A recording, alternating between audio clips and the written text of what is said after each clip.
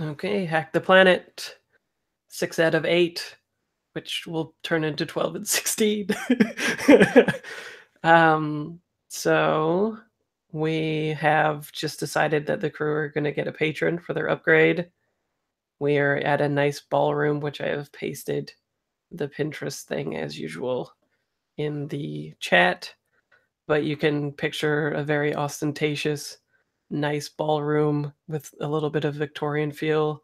Lots of, although in the picture not crown molding, there's probably crown molding going on, except it's like gold crown molding maybe. And intricate chandeliers, nice piano playing off in the corner to begin this whatever dance it is of some waltzy foxtrot stuff that people in the roots have probably never heard of. That's for sure. I don't know. Maybe you read a book. I don't know. But yeah, and from what I recall, is you rolled 4 or 5 getting in, mixed result. You got in, and then right away they were like, "And now it's time to join the dance." And from afar, you sort of saw Jedrik a little ways away. He wasn't participating in the dance, but in order to kind of navigate yourself to where he is, it seems to be expected that you will participate in it. So, what is the plan, folks? I reckon Fleur would totally know how to do this dancing shit because she's from like some sort of, like upper middle class, like or like new money, like arms dealer parents. So they'd probably go schmooze and do shit at things like this. That doesn't seem like it would be out of like her experience. Yep, that's true. So I'm safe. I don't know what you guys are. Oh yeah, you totally know how to do it too. J5 would know what's going on, right? I think so. Mm-hmm. J5 is like, yes, the futuristic tango. Yeah. I think that Silver is just basically relying on her natural like grace and athleticism here, and I have a move that lets me push myself for a feat of athletics. So I'm imagining possibly as we like make our way close to our mark here that I might use that to kind of have it be an impressive flourish as we like are about to introduce ourselves. We'll see. Sounds like maybe a group action to do the dance and integrate yourself into the ballroom. Flourish, yes, very nice. Yeah, Aaron's all competitive now with the other group. Gotta top him. He's like, after this mission, we're gonna go to the fucking community garden. I'll tell you what. Yeah, you're damn sure that we're going to the community garden. Very nice. Okay, well, for now, you're trying to do some stuff. So, who wants to lead the group action? Who wants to take that sweet, sweet stress? I feel like that would either be Fleur or myself. I was gonna say I reckon it could potentially be because we've got some sort of comms most of the time, right? I guess it could be kind of cool if is it a partnered dance? Sure. I just thought maybe like Fleur and J5 could lead the others in the. I was going to say maybe we could comm them through like the dance, but maybe we can just like, lead them in. Flashbacks are for, right? You could just be like, flashback. We're in the, we're training in the dance. Yeah. I kind of just like trying to lead us leading the others perhaps, but it sounds like maybe Silver will end up leading whoever is dancing with her. I'm imagining I'm imagining following and then like being like kind of spun for like a twirl and then doing something kind of crazy with like almost a little bit of like just really smooth acrobatics almost to kind of be a little flourish at the end or something. Cool. Or will we flash back and practice dancing in the workshop or something? That sounds kind of funny too for a like social heist thing. I don't know. I kind of like that scene. Also, as a refresher, VD, is she her Fleur is she, her, right? J5 is he, him. Correct, right? And Silver is she, her. Oh, okay. I just wanted to make sure. Cool. Okay, so yeah, do you see this as a group action then? You're just like leading, teaching, whatever, just be like follow my lead, whatever. Yeah. Yes. Okay, cool. So everybody roll. What action do you think it is that you are doing? Sway. You're swaying them. Interesting. Let's see. What does sway say? I was Charm, just logic, kidding. deception, guys, or bluff. I guess it could be a bluff if you're shit at it. It looks like I'm pulling off the moves, but actually I'm quite shit.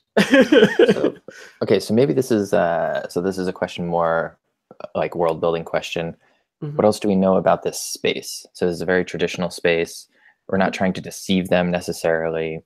It might be combat if it were like if this were like an aggressive community, and I could also see it being like Tinker if these are a bunch of like if this were constructed chaos and this was like, I don't know, I could see us like the dance being shaped around those kinds of movements, right? That like emulate tinkering. So what do we know? Who are the people that are at this party? Are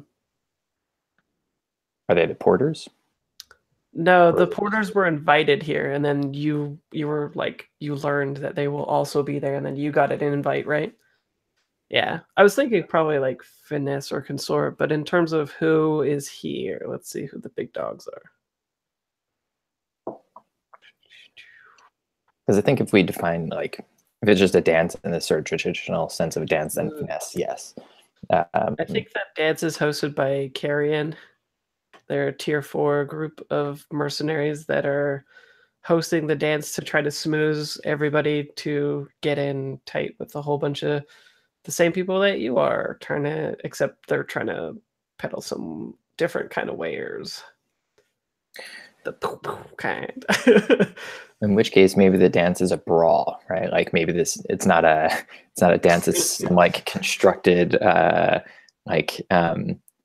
don't know. Everybody gets in a cage, and it's sort of like it's like a competitive dance off where like people start lining the outside of the cage in order to like I don't know. Sure, if that's what you would like it to be, that's fine. I was thinking it I was like, just a traditional dance. I like the idea of some sort of like ritualized or slowed down like fighting move. Those, you know, like how Tai Chi is kind of like super slow, like kung fu. It would be kind of cool if there is some martial like tradition in the like dance that could. I think that's interesting because it kind of subverts the expectations of the space too, right? Like instead of it just being the normal foxtrot or whatever kind of dance, instead it's like this weird combative thing that is like like really if you intense. imagine like, you know, like there's like high kicks and your partner ducks under your kick, and there's a low kick and they like have to jump over your kick, but it's like that sounds kind of interesting. I'd like to see that in a show or something in a ballroom. It sounds interesting. Yeah. It's like a Klingon. Very, yeah, nice. It's like a Klingon dance. Yeah. At the end, you scream in your partner's face. No. Right, so instead of it being a classy Victorian dance, y'all are in a flash mob. Go synchronize, bitches. Cool. Okay, so you're vying that way with combat then. Yeah. Cool. Okay, lead the combativeness. That's interesting. The upper class here are weirdos. Sorry, which one is combat? I've got brawl on my sheet. I've got skirmish on the online. Do we change that name? Skirmish. Skirmish is combat.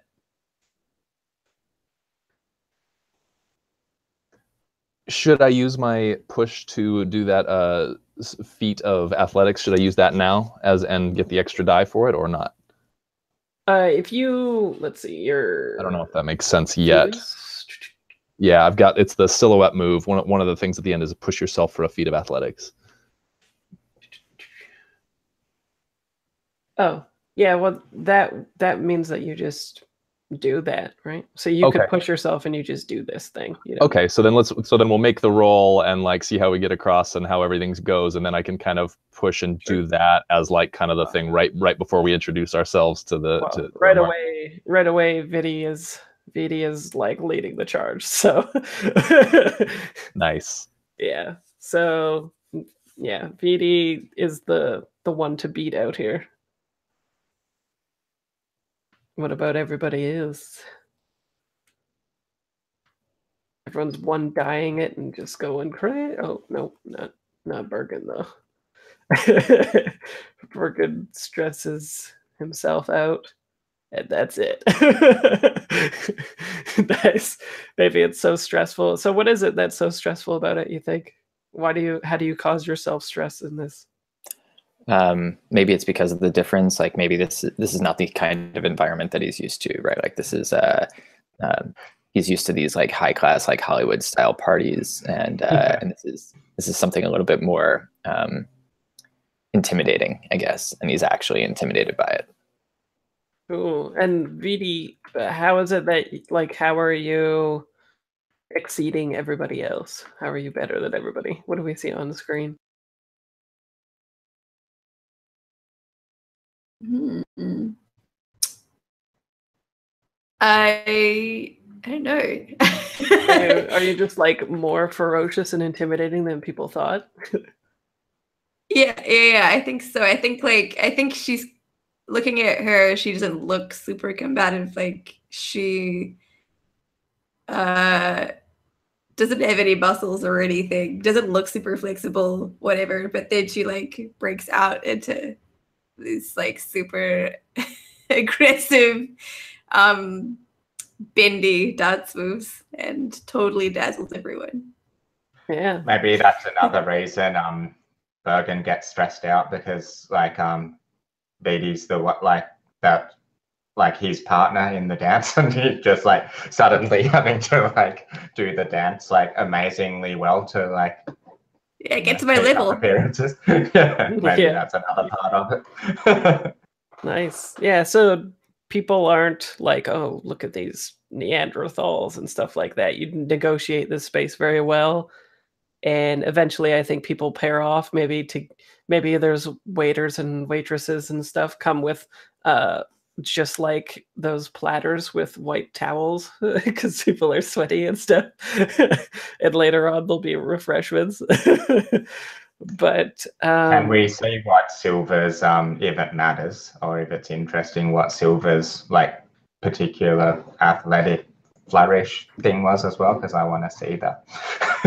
Oh yeah, well, Silver just participated in the thing, right? You didn't push yourself, did you? Not at this point. Did you not? I'm gonna push once we get up close to that person. It's kind of like so what you were describing, Fraser. It's kind of this particular mechanic. It's like a push I can do at any time. That's not necessarily associated with a roll. It's just to do the thing, right? Yeah, you just do it. Cool. Yeah, and so well, the real bonus for it is to do it as a push to expend your special armor, so you don't even take the stress to do it either. Bingo. So you can resist consequences from detection of security, or push yourself for a feat of athletics or stealth, and all of that is something you can consume with special armor instead of stress.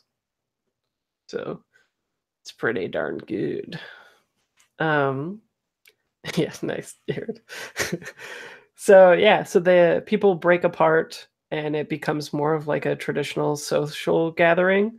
So yeah, I quite like that scene then, because it's kind of like, subverted the expectations of, what we think the dance is going to be at the end of the last episode. And then this one, it's like this really intense, combative, highly physical thing. And then maybe that's when people break apart and it becomes like the normal party, but there's like a tension beneath it, as if like the social undercurrent is changed, right? Like there's a tenseness to everybody, as in like it isn't the traditional thing that we would see on screen with this like nobility and stuff like that, right? Like that scene, if anything, has showed the capabilities of everybody in this room. Whereas once we would see them as like soft old people doing traditional things and not very physically domineering or whatever, everybody in this room has a sense of the physicality of everybody else, and they're dangerous people, right?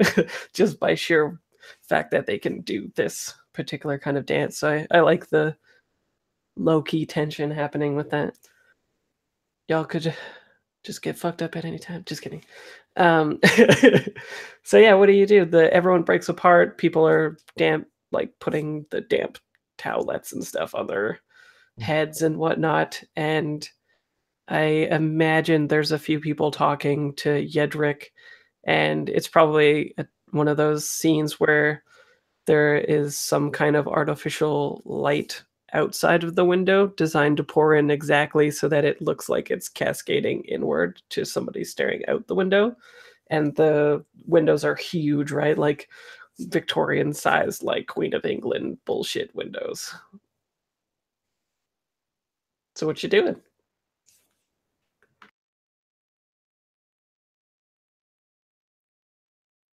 Anyone have a plan? Let's get to schmoozing. Yeah. Are you gonna try to extricate Jedrik from people talking to him? Or... Yeah, totally. I know exactly how to do it to him. I'm really good at schmoozing bullshit at parties. Yeah, you're just like, hey, want to play some aggressive chess? I can also imagine maybe Fleur, like if these mercenaries are they gun runners or something? Is that what we were saying? Yeah, Carrion is the hosts of them, so I'm sure there's some people in here who are like that. Yeah, and you said potentially they're trying to deal with the porters as well, so they might be like, I guess, hovering around the dude we're here to Exactly. see. Yeah, they're trying to do the same thing as you, peddle their wares to him. But I think in general, this whole evening is a farce for that, right? Like they've invited tons of people just like Jedrik from many different factions in order to do that very thing, is peddle their services, their guns, their protection. And that's why that dance was like that, right? I think that's where I'm going with that, is that so many people in this room are like that. I guess I can see Fleur if not recognizing from meeting them before, but seeing those gun dealer kind of guys and being able to distract them or like start to talk to them about like gun business, or maybe even offering them, if she's got her family connections, falsely offering them some sort of deal, or like embezzled guns from that legitimate business or something as a sidetrack to get the other guys into the conversation to lead someone away. Yeah. So just mechanically, everybody probably talking to the guy, and most of the people in the room are probably going to be higher tier than you because you're 0, and some substantially more, right? But what you can do to increase your effect in this game is to do a setup action, and then your position goes from like desperate to standard, that kind of stuff. So you can work together to boost yourselves, and when you push yourself, you could increase your effect. So it could, like right now when you're dealing with these people and trying to like pull them aside, depending on like how you do it and whatnot, if you do it with a social nicety that they're familiar with and can navigate you easily with, then you would be something like desperate and limited effect. But if you do a setup action, you go from desperate to risky, and then effect goes from limited to standard, and that's how you can boost what everybody's doing and get some fictional positioning. So, can I sorry, you go, Aaron. So can we set up an action in which we try to, if what we're trying to do here is get the porters to buy our stuff, then and this is also like a space in which other people are trying to peddle their wares. We need to undermine some of these other groups to raise ourselves up. So maybe that setup action can be trying to embarrass Carrion in some way, shape, or form that makes our product seem, or makes working with us seem better by comparison. Right. And you were also thinking of making this like a demonstration, if I recall, right? Like you guys were kind of saying something like that, like you wanted to Yeah. do some sort of thing to make him aware of it. I don't know. Yeah, you can Like set up like spike his drink. or like set up a dark cavernous like a submarine style room, right, where you like a sensory deprivation thing. We give them this drug and they just all of a sudden they feel like they're like walking on sunshine. Well, hold on a sec. Let's early break for 5 because somebody's ringing my doorbell. So it just we'll come back at 46.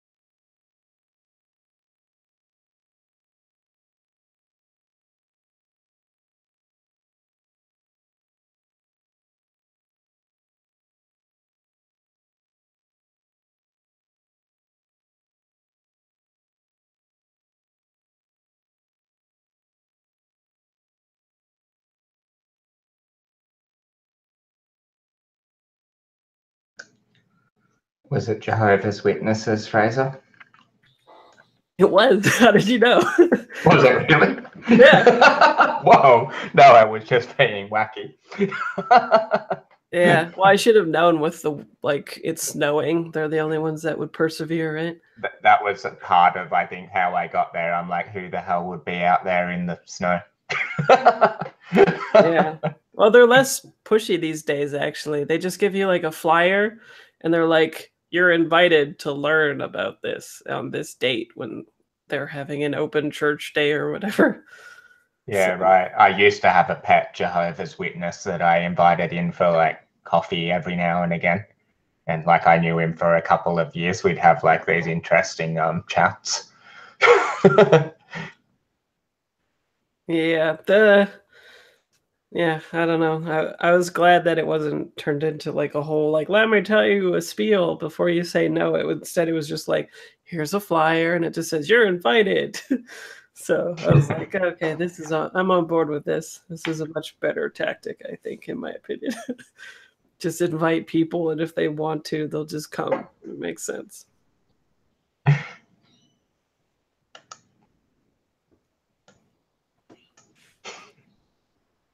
Yeah, but it was funny that you're correct. I know, how weird is that? Yeah.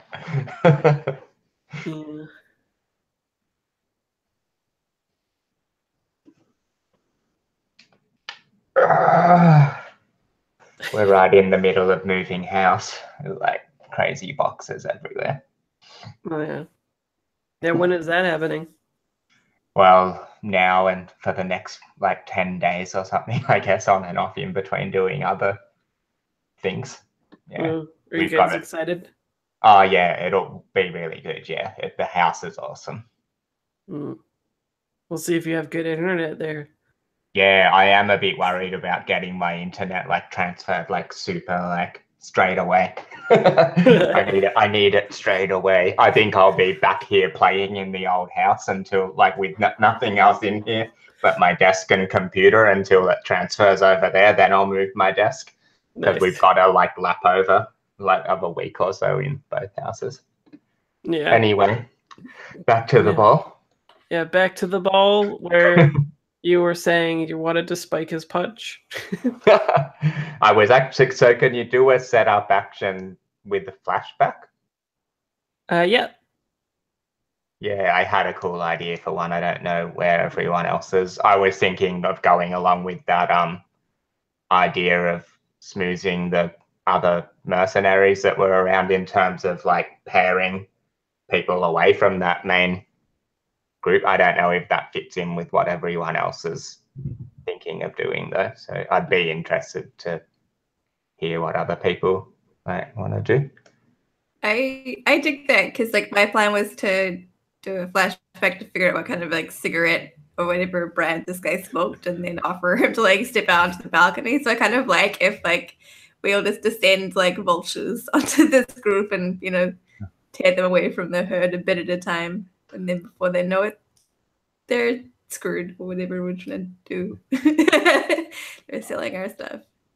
I also wanted to remind everybody we've got one of our special abilities for the crew is the good stuff, and part of that involves, it says when you deal with a crew or faction, the GM will tell you who among them is hooked on your product.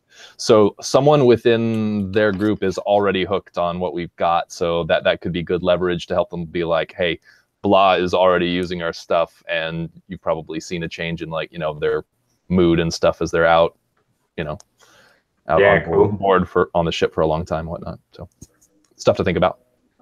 Yeah, because you've got tier +2 and then +3 actually, so you would hit it. Because I was gonna say you don't quite hit tier 3 with the porters, but you do because of the MSG or whatever. Wait. Okay. Yeah. So cool. Let's see. How many other places are vying? How many other factions are vying for the porters' money at this point? Is it just us two, Carrion and us? Well, you could be sure that there's other people there, but I'm not sure that you would just recognize these random people. You could maybe have a flashback where you're learning about the people coming here or something. to figure that out, or just like do it in the here and now. But it would probably be some kind of roll. And Lena is going to be the person hooked on your drug from the porters. And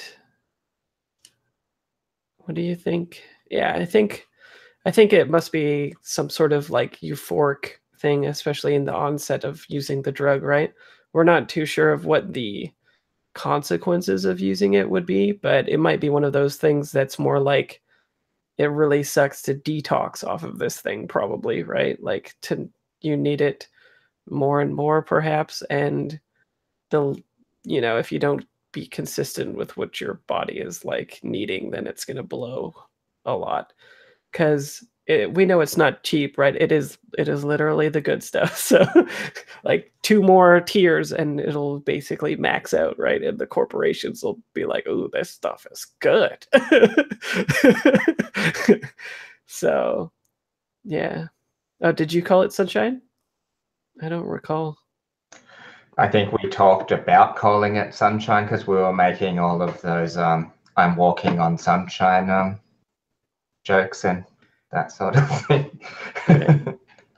I'll add it to the crew sheet if that's is everybody voting for that. Sunshine, yes. Okay. Sweet. Okay, so someone's doing a setup action to remove the vultures and get his attention, or Yeah, I had an idea of doing the maybe in the flashback it would probably be something that Fleur would do with Bergen would be to like I'm imagining kind of downloading this information onto some sort of little data pad, like hologrammy data pad sort of thing, information about the weapons that like Fleur's parents' business deals in. Like what are they called again? The sun jets and yeah, there's the best weapons that you can get are the sun jets, essentially. Yeah, I think we foreshadowed that they manufacture them maybe. Yeah. Yeah, so I think she's kind of got this. It's essentially like a catalog or something, and I think she's gonna make so maybe Bergen helps her to kind of. It's probably not something she's meant to have, so I think that's where Bergen probably comes in to like help her get access to backdoor access to this data. Then I think like it's with an eye to you like using that to like pretty much lie to this dude that I can like get him these weapons and stuff, the whatever maybe I even overhear him talking about weapons to this guy and that's how I get in and kind of peel him off. But does that sound like a thing? So I guess I'm flashing back. I guess the setup is still moving like 1 or more like hangers on away from this dude. That's what I'm trying to achieve. Sure. And so what action do you think that is? It's probably, is it modify the yeah, I think maybe modify. Sure. Why do you think it's modified? Just because it's doing kind of like hacking, kind of getting through the like firewall kind of security stuff in systems. Like that seems to make the most. Is that the one that would make the most sense for that? If it's electronics, it might be better with hack. Modify is usually physical things that you're changing. But if you're modifying something physical in order to get the desired result, that would make sense. Yeah, because I'm thinking of it as like getting it onto that like sort of device too that it's not meant to like be on. So it's hacking and like hardware kind of. Yeah, sweet. Okay. And are you pushing yourself? Do you want to ripple? Is somebody helping you? Well, I guess, do you want to help me? Does Bergen want to be helping me? I don't necessarily think it's something she could completely do by herself. anyway. Oh, okay. Yeah. Oh yeah, Bergen is quite the hacker for sure, so that makes sense. Yeah. Well, less a hacker, more of a tinkerer. Yeah.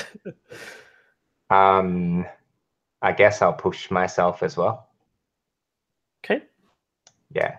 So 2 extra D. Okay.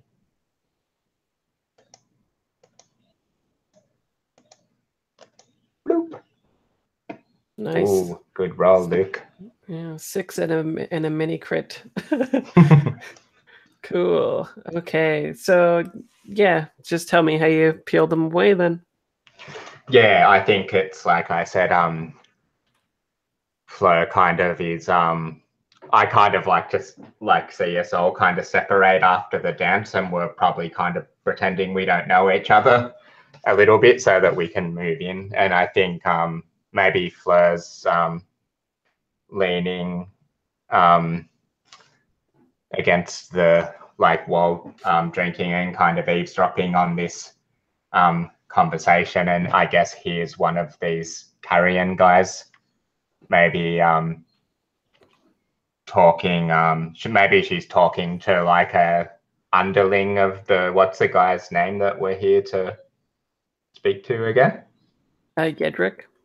Jedrik. Yeah, and maybe he's talking to a kind of underling of Jedrik and about like these weapons, and I think she'll just sidle up and like she probably just pulls out this thing, and you know it's got the like I kind of think as she turns it on, it's got that like Star Wars Wookiee chess game kind of like swirling like cool hologram thing Yeah. with the weapons on it, and she's just it's probably enough, I think, in this situation. It's probably enticing enough that she can just like be like, hey, like like you two come over here, and just like leads them off somewhere to look at her guns. Ooh. Holograms. Cool. So with the advent of them leaving, you're more situated to get at Jedrik, whoever. It sounds like Silver and VD is well positioned to pounce now on the opportunity. I think Silver would defer to VD in a social situation like this. So if you want to take the lead, feel free. I like the imagery of Vivi wandering up to him and then having Silver looking quite scary behind her. Yeah. Silver is wearing a very pretty dress, so maybe a little less intimidating than normal. Attractive, intimidating, scary, intimidating in a different way. So yeah, what do you do? How do you engage with him? How do you get his attention and his interest? I'm not. Do we think we need to like? Can we just like go straight up and be like, "Hey, we want you to sell us some sunshine," or do we want to be a bit more like? So drugged. Yeah. Or yeah, having gathered some information on him to figure out what he likes and what he needs and stuff to sort of angle and bitter that way. I did really like that idea. Aaron had it in terms of on screen of like it might cost us a lot of stress in flashbacks, but having some sort of space set up at the party that's all dark and cramped, like a like one of their ships, and kind of manipulating him into that being able to see, just because I think it would look cool like on screen to like to kidnap him again. I feel like this is the only event that we've ever done that isn't a hostile takeover, yet we're all trying to be hostile in this moment. Yeah. Like, hey, you can just smooch this guy. They're like, how do we fucking get him into a box, though? I mean, we could even do it like take us onto your ship, right? Like just have him take us to your ship. Where do you feel most uncomfortable in your ship? Take us to the engineering bay or whatever, and like just do it there, right? Yeah. So maybe this is like if everything goes well, like we were aiming to get the opportunity to demonstrate this like drug to him in a way that will be super convincing or something. That's like maybe where we end up if everything's successful. I just really like that idea of like it being anyway. Yeah, Sorry. and I think we could definitely do some like to angle towards that, you know, maybe just basic chatting with them at first, but like angle towards letting, you know, asking about Lena and Lena's work performance, like, you know, out, you know, over a period of time since Lena's been hooked on our sunshine, just to kind of get, you know, and then to just make it obvious, yeah, that's because of our stuff. That's why. You're welcome. You're welcome. Usually she's kind of a jerk, but not today. Let's see. Let me get a picture of Jedrik too. Can we do a flashback of like a maybe some event that or some mission that we ran with Lena? Like maybe whether maybe it's the first time she tries it and like she just like kicks the crap out of whatever deed she was supposed to commit, and comes back with like a fistful of like jewels, like, yeah, I'm awesome. Yeah, sure. If you want to do a contrived flashback, that's 3 stress. And if it might be something that will cost you, it would cost you 3 stress, and then you would do the action before to see how it works now, depending on what you're going for. Otherwise, if it's contrived and doesn't require a roll, like it's not risky or whatever, then you just pay the stress and you get the thing. You could also do the inverse where we dig up a story, but maybe that they tried to cover up or something going chronically wrong because people were too depressed and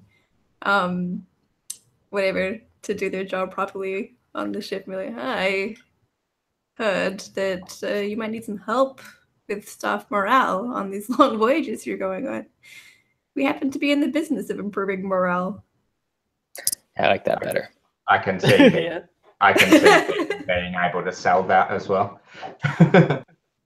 Yeah. So is that what you do then? You go up and you just say that? So maybe to make it like, what if we do we could always do like a flashback to like a gather information roll to try and like get actual information about what's going on the ship, so that we can have real actionable information. Be like, hey, we know this is happening and we know it's probably eating into your profits, and then present our solution, right? I think that could be cool. I love that, yeah. Okay. So it's a flashback to how are you getting this information? Of course I'm going to Salia. Salia knows everything. Clever. Okay. And we're gonna go play mahjong and drink tea, and I'm gonna pump her for information about this ship because she's a genius. Sweet. So what action do you think that is? Do you think that's like a consort? I think it's a consort. Okay. I'm using my connections. Hit that. And did you cause yourself stress in the past to do this? I think I did. Why not? And can I help? Is that something like that I could aid on this one to give you an extra die, and like just with the consort, like serving tea and everything while you're having this nice chat and just kind of making the whole experience nice and seamless for them? Sure. Okay. That would be delightful. So extra die for you. There's a ripple too, in case if you don't want to push yourself. The ripple could just be that eventually the information that you inquire, like someone down the line will ask Salia if anybody was asking about these types of things, and they will hear that you were the one asking about them. I don't know. I think I'll stress myself out. Okay. I don't think Sally would do that to me. Well, I think it would be an innocent conversation, right? I don't think it would just be like, hey, rat out your friends. But yeah, sure. So cool. Stress out yourself and take 1 stress silver to give a bonus die and roll it up. And this will just be the good amount of information. It's not risky. I think it just is how much information you actually get. Or even maybe just how much Salia actually knows, too. Okay, so she doesn't know everything, but so you're looking for particularly the conditions of which people live on the ship, or And it sounds like Silver one is more actionable.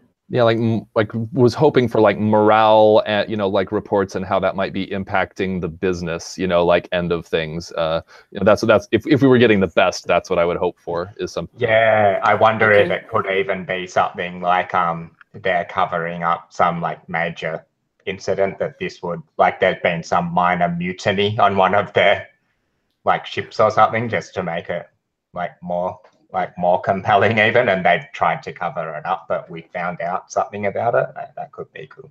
Yeah, so I don't think you learn who this is, but I actually have this written already in the faction clock of this thing, so it's pretty funny. But I don't think you learn the name. The name is like the most information, so you learn sort of the vague rumors and a little bit of the substantiated stuff, but not exactly who is doing this. But there is a uh, person within the crew of the porters who is vying for control over Redrick, like to get him to step down. And it's because of the conditions, but also because of how the city treats the porters. They think that they should be given like more tier, essentially, like more clout. They literally bring like all of the water and they're tier 3. So they think like they're basically not maybe like forming a union or whatever yet, but if anything, they would want Jedrik to step down because they don't think that he's doing enough to extend their interests specifically in Shelter One when they're here. And yeah, we can definitely say that some of it is from morale. Like it is all they use this sort of sonographic technology to try to find the icebergs. And sometimes it's like hit or miss. And morale directly affects how they bring back the iceberg. Usually they coat it in this dust so the sun doesn't melt it as fast and then cover it. And that involves like the crew being ready, able, and like willing to do that work, right? Is that good? Sounds perfect. And then the 6 would have been like, we know blank is doing this, right?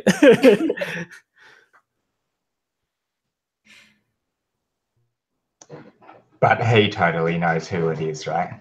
Or does he not know who's No, he doesn't know. uh Yeah, so it would have been really helpful for you to know that. yeah, cool. Yeah. Yeah. He knows there's some like internal strife, but he doesn't know that like people are like on their last wits with him, basically. And that there's more unrest than he probably thinks. So yeah, what do you say? And I guess that was your setup in the past for this as well. So you've got 2 setups kind of.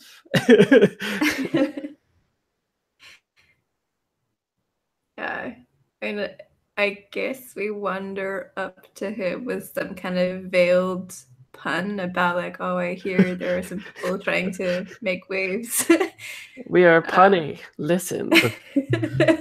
And Yeah, what if we soften him up a little bit first with like a little bit of flattery or something? Like I imagine, so if water is such a commodity here, I imagine alongside booze, like really high quality, like the best water from the from the inside of these glaciers or not the glaciers, these icebergs is served here, probably in like fancy glasses as well. I'm imagining us walking up, sipping on just this wonderful water and just complimenting him on it and like thank you so much for the hard work you guys do to make this a possibility for all of us. Something to make him feel better, like he's appreciated, because you said they don't feel like that, I guess. Yeah, and he's dressed in like his finery would be what it would be compared to for the rich people here would be like, even though he's tier 3, that he can get better duds than this, but it's sort of like, have you seen the fancier Lululemon stuff that's supposed to look like very fashionable and higher than it is, but you can tell it's fucking Lululemon. Like it's those pinstripe pants that are Lululemon and shit. It's like that. That's what he's wearing. And you know, his shoes and stuff are like fairly nice, but there's still all these like things about his outfit that telegraph that he thinks that he's still from like lower born status or part of the crew or whatever. And there's probably even maybe not concealer or whatever, but some fancier technology or whatever that could hide his tattoo going up his neck that he has of like it looks basically like a kraken tentacles coming up from the sea. But there's no effort with him doing that, and he keeps his hairstyle free, like so. And when he was interacting with those people that you had peeled off, if they were PCs rolling, it would have been like desperate limited, and they got like a 1, right? He was like, "Fuck the write off," right? I kind of like that with what if VD's still going with the "do you want to come outside for a smoke," that probably would be right up his like alley then, like get away from the party and all the pretentiousness and just go outside for a smoke the way you've described him. Yeah. So yeah, what's the plan, you two? And we'll say no more setup actions because that was probably one more than was really needed. I don't know if you're supposed to be able to stack them or not. I'll have to look into that, but yeah. So do you offer the cigarette? Yeah, I like that. I like that visual. Like, Mr. Last Name. It is such a bother in here with all this pretentiousness and finery. Why don't we step outside for a good old smoke kind of thing? Sure. Okay, so I think get some sunshine. I think it'll probably be like another consort. And are you kind of like gonna subtly? I wonder. Okay, I'll let it be 2 different things. We already have the setup action from Lou, which can give you +1 effect or position, and then your one could be the same thing. So I'll allow you to double it up on this roll, or the setup in the pass that you've just done could be the setup for the next roll when you're actually trying to convince him. And this is just going to be to get him out and away from people and stuff. Can I try and charm him instead of consorting with him? Yeah. Oh, well, so what do you think that is then? What action are you doing? I was trying to sway him, like charm, like, you know, like as Silver said, butter him up a bit and be like, "Oh, your water is so nice. Why don't we go talk about it more outside?" Yeah, that makes sense. And so are you taking better position or better effect? I think since you've kind of lowered the stakes of the roll, I think it'll be not desperate. It'll be right now it's risky because there's a chance of him not doing it, but it's not desperate. And the effect will be standard. He'll come with you if you succeed. So you can do you can take the extra effect to make it great effect, which means he'll be like more pliable on the next roll around. Or you could do a controlled position. So even if you failed this roll, you're just back down to risky, right? You haven't lost the opportunity. And whatever you want to do. Awesome.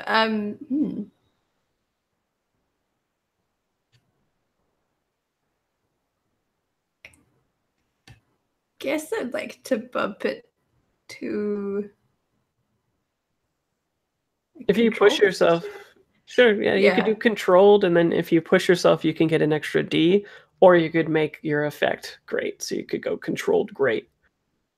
I want to go bigger, go home, and push myself up. Okay, so it's everything.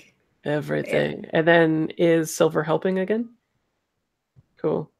Are you just like, are you helping by, like, how are you helping? Are more people coming up and you're sort of like getting in the way? Like you're just like. Yeah, I'm weaving my way in between people that may be coming and trying to talk to them, just kind of like, you know, dexterously, just like maneuvering people directions without it without it looking like a big thing, you know, just doing it on the down low here. Cool. So controlled, great. 1D. Oh, I guess you rolled. Wow, that's pretty Getting good. good at this game. Yeah, you guys are good at this. So controlled and great effect. So I think he kind of like at first is shocked, and he's giving you the like the opposite of like fuck me eyes, right? Like the fuck off eyes.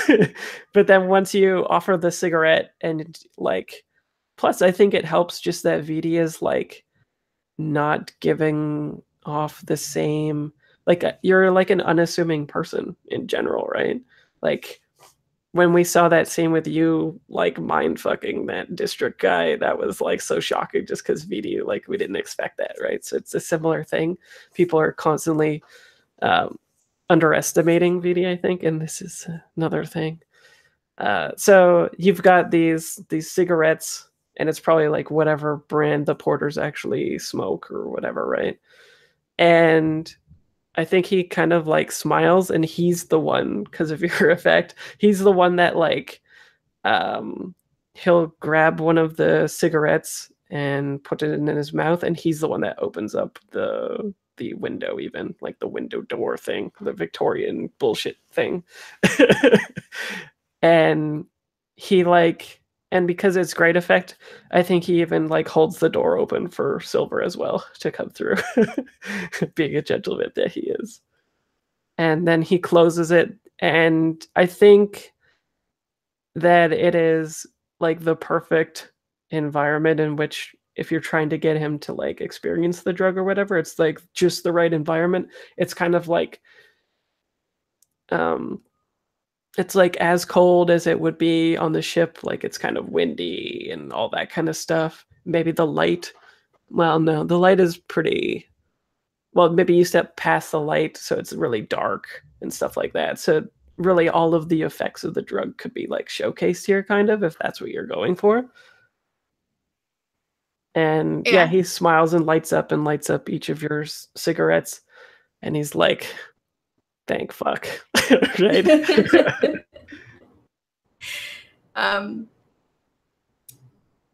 And I think like, I don't know, maybe after a bit of chatting or something about like water and how like that's going and stuff, I think VD takes a drag on her cigarette and then exhales and says like, this is all very pleasant and everything, but I could go for something stronger, and maybe like even produces like a little bit of whatever our sunshine looks like, and then says, is it, yeah, like Lou says in the chat, is it on, like, is it laced in the smoke or something like that? Or I don't think lacing someone's cigarette without telling them ahead of time is probably good business. So I think we want. I think it would be.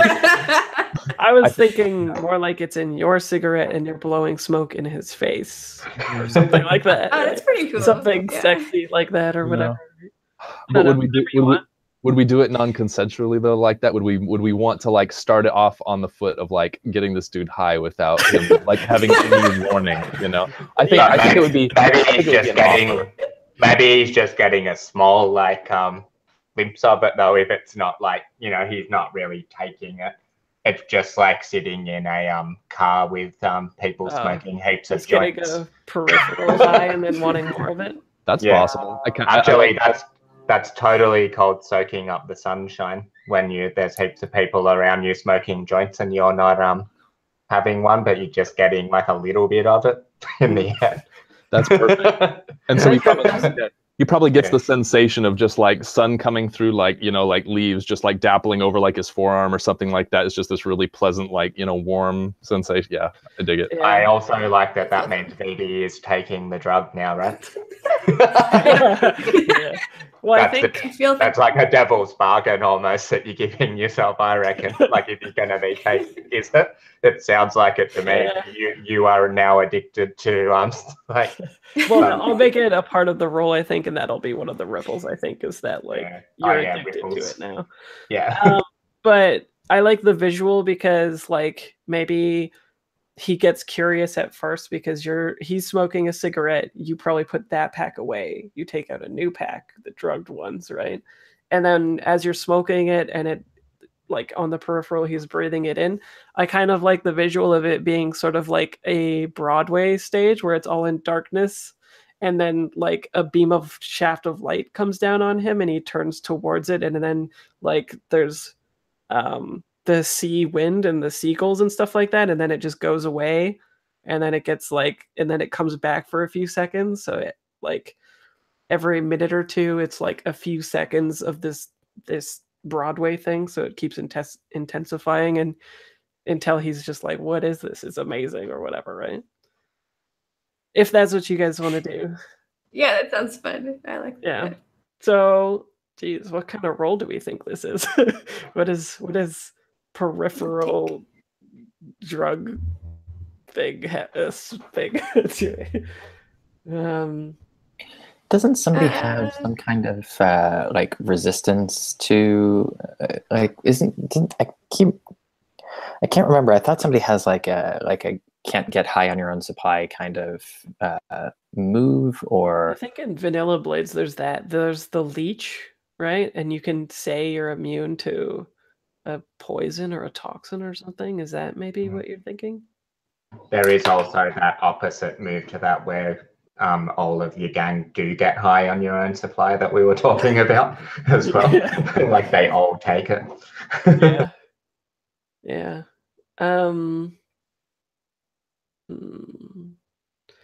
So VD, you have. It seems like maybe more consorting. Is it? Yeah. It's just consorting with Yeah, drugs. he seems kind of like your people now, right? Like you don't need to be charming. You've got his ear already, but I'm open to it being whatever you think. VD, what action do you think it is? Oh man, I know that like I should be advocating more for like, yeah, I want to do sway because I've got 3 motherfucking pips in it, but I feel like that's cheating.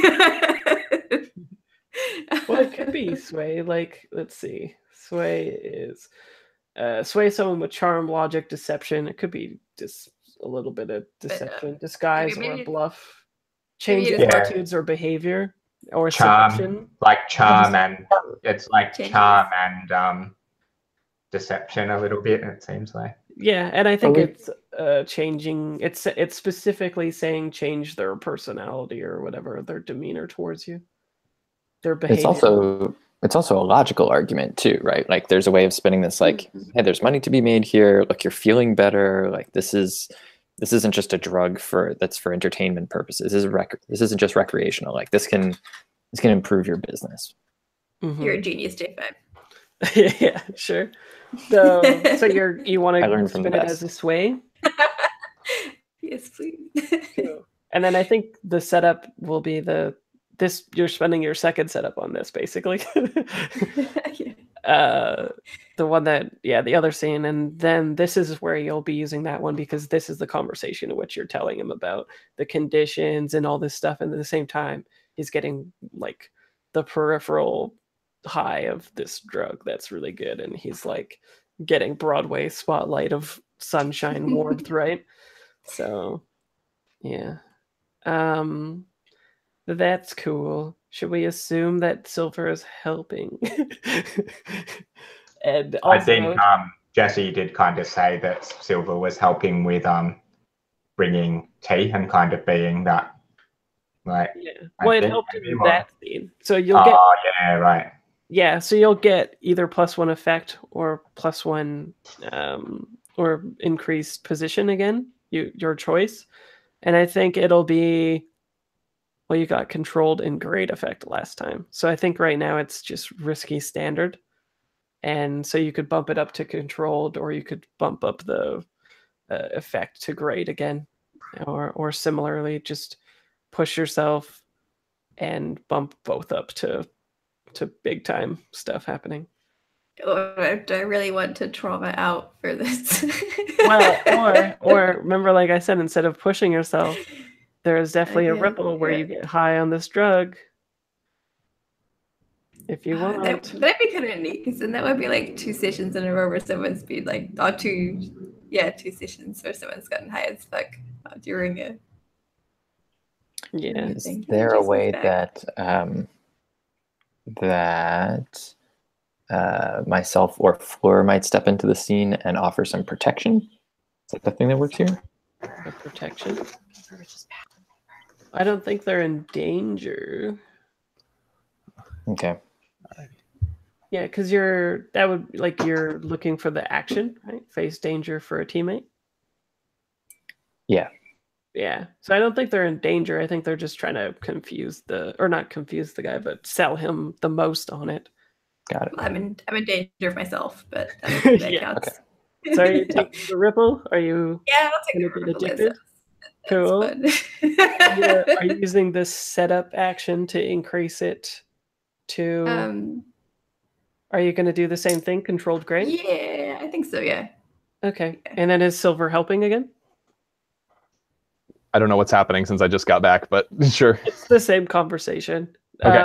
Basically, you're dropping all the info that you did with the flashback, Yeah. and he's getting like peripheral high, and we're just making the roll for sway again on it. And you're using the setup action, so it looks like it's going to be controlled great because VD accepted the ripple that she is now addicted to the drug as well. Ooh, okay. And so yeah, is Silver helping with the roll as well? Yeah, I think I'm helping by like I don't know if this makes sense for the situation, but is this guy, does he yet have one of our cigarettes, or is he still just getting contact high off of this thing? Contact high. Okay, then I imagine I take my cigarette and kind of hold it out to him, and if he wants a hit to real, just a little bit of extra temptation. Cool. This is amazing. Okay, so yeah, roll it up. Controlled great. Sway 4 dice again. Ooh, no 6s though. So let me look. In a controlled situation, it's not too bad anyway. It's a minor complication. Reduced effect. You suffer harm. That's not a thing, I think. You end up in a risky position. I think it's just reduced effect. Instead of great effect, what happens is he actually like has the fortitude enough to be like the deal is sort of like sealed, but he doesn't want to get high himself off of it, even though right now he's like really jonesing for it. He's like a little bit suspicious of it. So I think instead of great effect, it's standard. He takes the deal and he says that we need to make sure it does what you say it does first. And I'll not have like my men tested out first, men and women. Instead, I'll have, like I know some people that can analyze these drugs or whatever. Like he'll say he like takes care of it. It's ambiguous as to what, and also remember that this is a consequence you can resist. Mm-hmm. Yeah. I have a question. When I was off, have we used Lena as any leverage yet to mention, okay, this person in your crew, we know someone in your, just say something, we know someone in your crew that's already using our stuff, and we're betting their work performance is already, probably better, they're happier, they're getting more done for you and being more profitable. I don't know if we want to use that angle right now or not. That could be your resistance even. I like that as kind I of like that. Yeah, I think that's perfect for a resistance. Yeah. Yeah. So who's well, it would have to be VD since they were the one that rolled the thing. So do you want to resist the consequences? Yeah, sure. How much stress do you have? Fuck. Like I only have 2 left. Jesus. So you need to roll pretty high. You need to get a 4 or higher on the resistance. Yeah. And if you say that information, I'll say that it's gonna be your resolve at least. So that'll be good. Okay. It's Fuck it. Yeah. Drive your character like a car raid. Yeah.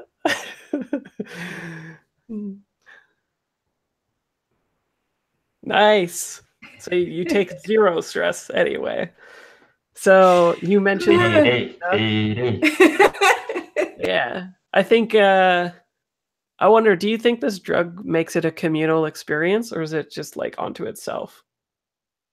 You mean like we're all in the dappled sunshiny Yeah. forest together? Yeah, I like that. It's pretty cool.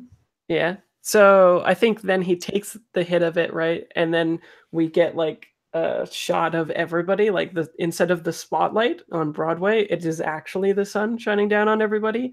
And that's when we cut back to the ballroom with the other two characters. And it seems to be going well. Maybe you look at the window, glance out of it or whatever, and they're consorting. So what are you two up to? Are you preparing for an exit or an ulterior thing, or what are you doing after you have peeled off the people? Lou. Sorry, I was writing a thing about the branded move we took. Like when we took it, we chose it. It added one to consort, I think, for like an extra.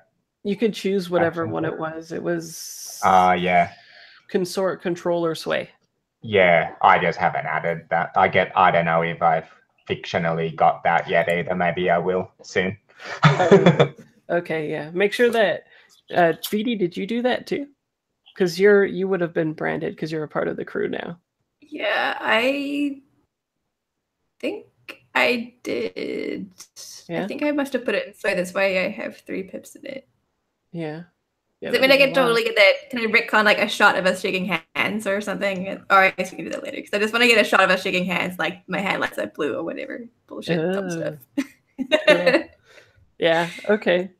Well, yeah, when we shake on the deal. Yeah. So, what are you two doing?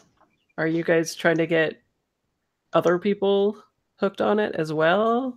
Are you going to turn it into a supply as well? Go ahead, Lou. Or what do you think? It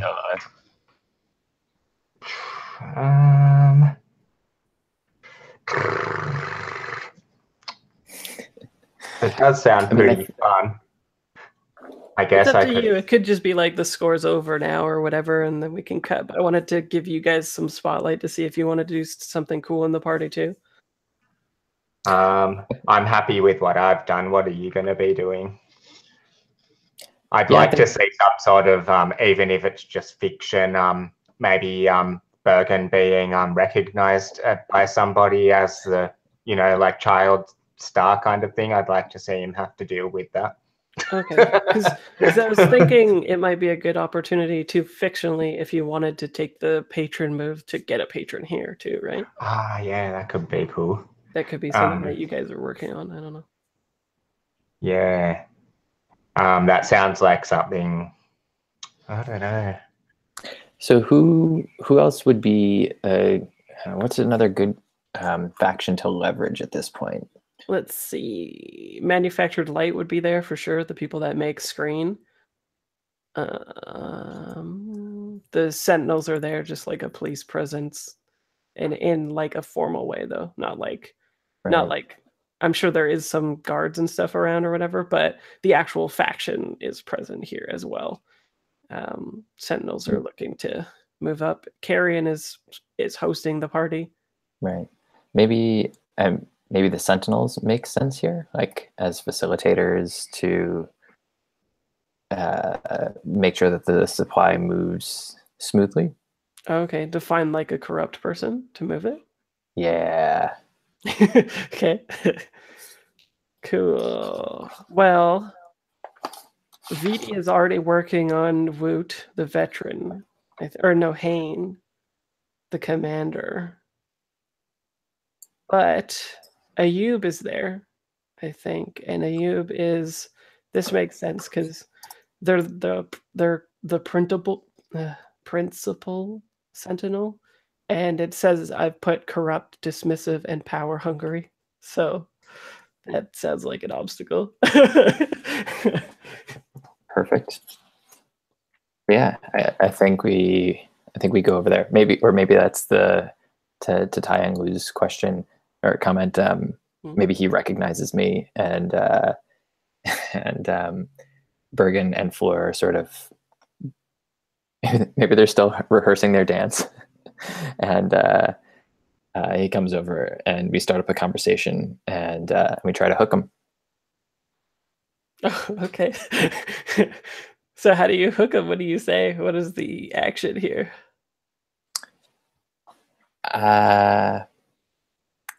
Or are we just handling it as like we take the patron move and he is our patron now? Yeah, I mean, I'm fine doing that. I'm fine with how the scene went. If we want to see more of it, I'm fine playing it out too. Well, why don't I get it. you just tell me how it is you get him as the patron then? I think what's our patron move? So Well, for sure, too, some of the Sentinels are using as well, right? Everyone's using, basically. Yeah. I think it's a leveraging of maybe he knows my parents. Maybe my parents have been in trouble before. Like he knows me, he recognizes me, and my parents are kind of like in their hangers on, so and seemingly desperate hangers on. So maybe they've run afoul of the Sentinels before. Maybe they've done something, and I've had to sort it out with him before. And so this is me being like, hey, I've got some stuff you just got to try. Pot. Marijuana, and then we do the thing. And so maybe I just give him a sampler for free. Okay. And then you know that once he tries it, he'll be the one calling you, right? Correct. Cool. Okay. Sweet. So is everybody good with that then? And then we just cut to moving out? I don't think as long as you guys leave in time of your invitations not being reverted back or whatever, I think you'd be fine. And it doesn't seem like you would have needed to have taken up much time here. And I don't think anyone's going to be like, no, you can't leave. So I think we can just cut to being like, that is the end. Right? Yep, the handshakes happen at the end with Yurik, with our hands turning blue and whatnot as we go for it. Yeah. And yeah, I like it. Cool. Yeah, I like the blue hand stuff. Very neato. Okay. Speaking of which, I had an idea for our crew name. We hadn't really talked about that yet. Hands are blue, which is cool. Also, we're taking a unique direction with our drug where we're actually like bringing some comfort to people, which is kind of surprising, So the idea I had was the blue solace, but that's just one idea. So I like that a lot. Blue solace. I really like it too. Goes with the whole tea shop thing too. Yeah. Everyone's like, it kind of wonder ties where it the together. blue solace would be as they're like walking down the street past the blue oolong. Wonder where they put their hat. Yeah. Luckily we got those extra like secure and hidden and stuff, like stuff. Otherwise, yeah, it would be probably too much. Too much. Yeah. Aaron says shelter blue. Let's see. Okay, so you get 2 rep per score by default. If the target of the score is higher tier than you, then take +1 per tier higher. And they're tier 3. So that's some swimmer money for rep. And so that's 5 rep. I have a question. I think rep doesn't roll over, does it? It just so like if we go over, quick over to the next thing, I don't think it actually adds to the next bar, or does it? No, you use rep to increase your tier. Right, exactly. But I'm saying like, once you fill it up, if you have more than enough to fill it up, I don't think it counts towards the next one, does it? I mean, maybe not in Vanilla Blades. I'm not too sure about that. I'd have to check. Yeah, I don't remember. I would say, especially since we're playtesting and I want to get like as much done with it, I would say you could tier up and then roll it over for sure. Cool. Okay, because that takes us to where we can tier up and still have 4 more rep towards the next one. Right. Cool. And Jules, you moved all your or wait, was this moving your supply or not? This was just getting a connection to move the supply, right? Yeah, So I think we'll like he already shook on it and everything. So yeah, this will be you getting your 12 coin or 12 jewel. Sweet. Okay. And yeah, the people in your area would be. Oh, I know. Yeah, because of the patron thing, I think it would be interesting if like whatchamacallit, the sentinels are the people controlling the area. Everyone pays up to the sentinels. So like there's a note in the game that's saying like if ask the GM if there's a boss that you should be paying and subtract 1 jewel equal to your crew tier +1 when you pay tithe to a boss or larger organization. I think it makes sense to do sentinels there. So if you don't do that, then it might piss them off. Mm-hmm. Yeah. Well, it seems like we're getting kind of in bed with the sentinels here, at least partially with our patrons. So I'm all for paying 1. And plus, it doesn't the patron thing reduce heaps of the cost of us tiering up, so they're kind of bankrolling us. So paying them a little bit isn't going to hurt us. Yep. Sweet. Yep. And that could just be also within the product that you gave them, right? Like you could abstract that. Mm-hmm. So let's do heat, smooth and quiet, low exposure. I think so, right? Like, yeah. I don't think it was contained standard exposure. I think there's like nothing, right? Like there's no complications besides like you needing to do a dance. Otherwise, everything went swimmingly. So 0 heat, +2, add +1 heat if the situation happened on hostile turf. I don't think it happened on neutral ground. +1 if you're at war with somebody, nope. Mm-hmm. +2 if killing, nope. So yeah, just no heat. That was pretty baller. Okay, so don't need to worry about that. And you still get entanglements. Even if you get no heat. Yeah, because it sounds like they just want you to do it at 0. Oh, nice. And you roll 2 and keep the lowest. 1 and a 6. Nice. Okay.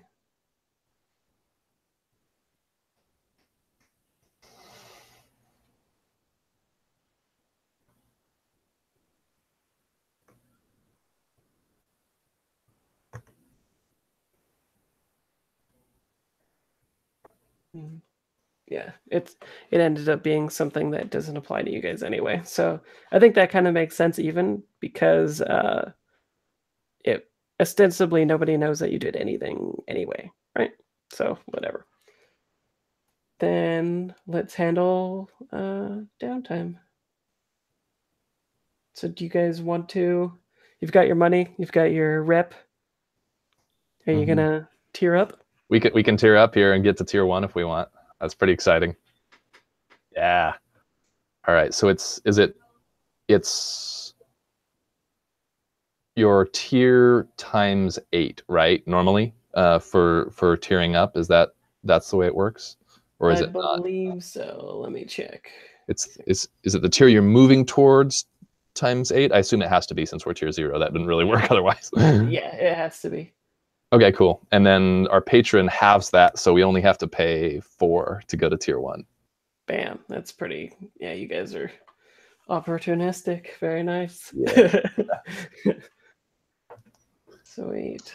I like how it's totally making sense in the fiction right now that we've just reached another level to, like, we're finally getting rid of that, like, supply that we collected in, like, the opening scene of the, like, it's starting to come together. Absolutely. It's really cool. Which is cool, just as we were seeing VT, like, become a, like, more of a major character in the show too, like the masterminds, like, on board now. And yeah. As soon as VD was like, okay, you guys, let me step in, then everything started going swimmingly. And I want to double check and make sure I'm doing this right on our sheet. So we moved from tier 0 strong, which is what you start out at, to tier 1 weak, right?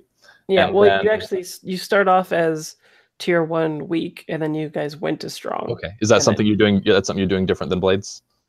I think Blades starts out as weak, doesn't it? Oh, no. I read the page like yesterday. I think at least in the current version, it starts out tier 0 strong, but that's okay, cool. Then yeah, that doesn't really matter at this point. No, yeah, you're still the next tier regardless. Yeah, but we are weak at this point. So I guess that means next time we can tier up, we can either tier up or go tier 1 strong. Right? Yes. Okay. Cool. Okay. Let's see.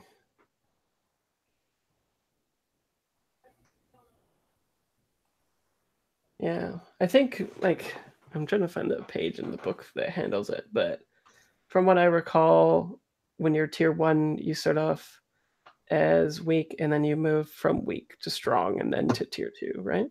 You can choose, right? I think it's you can either. I don't know.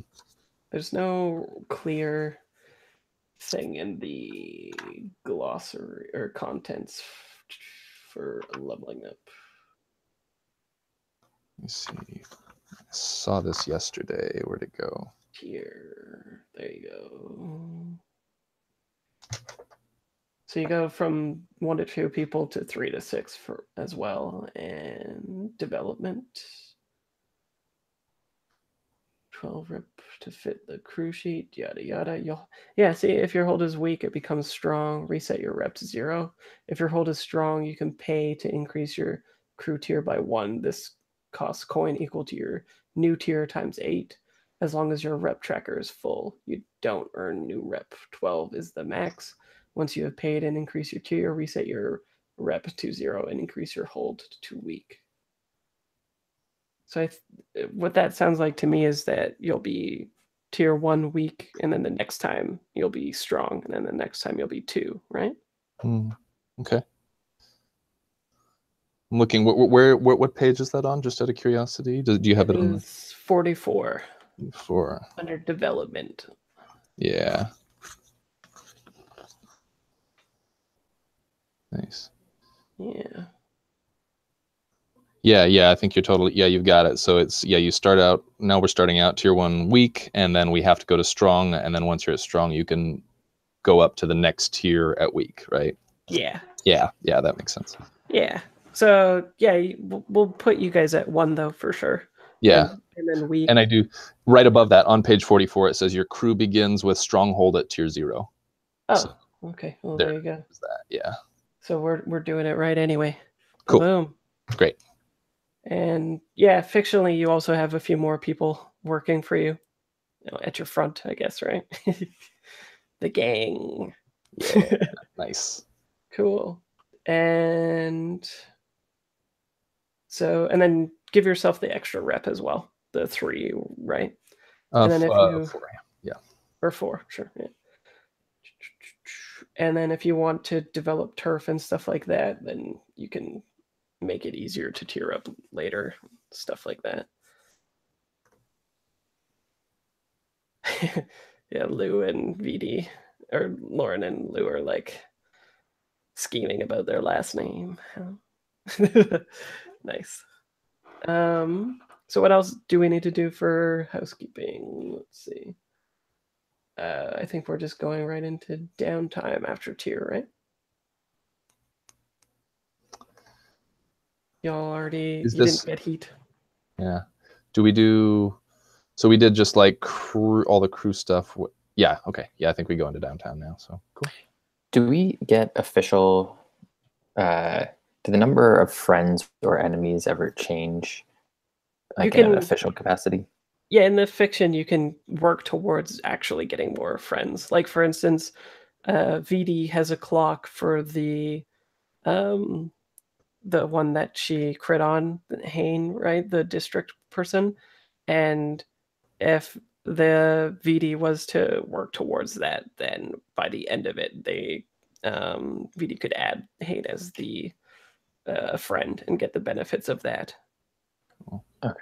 Yeah, so you can totally position yourself as being like, I want to start a long-term project to get a friend in whatever, and then we just work towards it in the fiction. Long-term projects pretty much abstract everything that isn't codified in long-term stuff already.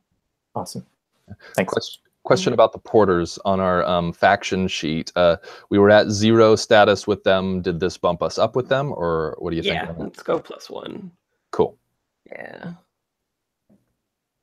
And then who are they enemies with? Manufactured light. So what are you at with manufactured light? 1. Okay. I think right now they... Oh, no. Yeah, it wouldn't move down anyway because they wouldn't have heard about it ever. So Okay. that's fine. In the fiction, they'll never know, at least for now. Maybe later on word gets to them that you're the people undercutting them a little bit. Well, maybe not undercutting, because the porters still need the screen as much as they need this drug, but yeah. So do people have downtime things that they want to do?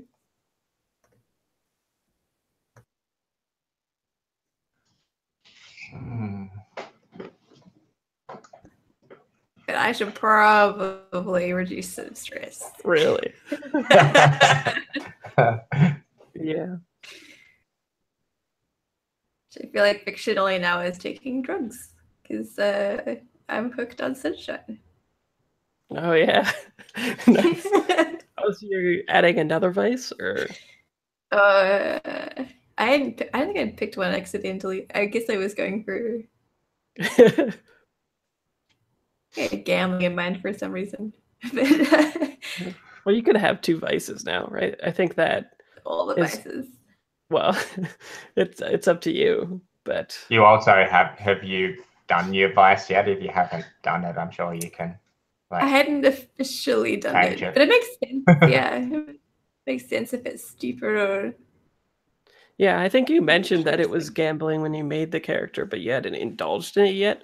But I mean, I think that it's not super like debilitating or anything like that, right? Like as long as you keep up with it, then you're good. So I don't know, it just depends. We could abstract it to like maybe I'll make a clock that is 4-sided and it'll reset every time that you indulge that specific vice, and then otherwise you could just do the gambling one. What about that? Sounds good. Yeah, I think you just accidentally hit on a facet of Sunless Sea that I'm obsessed with. So how can I say no? What? This game Sunless Sea, where this like you can indulge in sunshine, but it'll burn the shit out of you if you use it too much. Oh, Sunless Sea has a scary sun as well. Yeah, even though it's sunless. There's this like little tiny inlet area where it's like the only place in the Sunless Sea that gets sunshine, and you can capture it in a box, and then you can sell it and stuff. But the more you expose yourself to the sunshine on this island, like you just keep getting like points and whatever, and that keep getting worse and worse. And you're like, I don't know what's gonna happen to this character if I keep doing this. But yeah, bad things happen when you indulge in too much sunlight. Cool. Okay, well, yeah.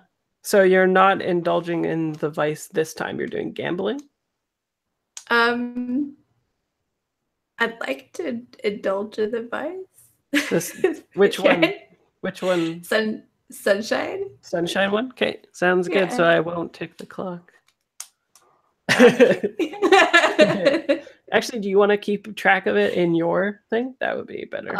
Then I won't lose it. So just make a clock that says like sunshine or something like that. And then just don't tick it for now.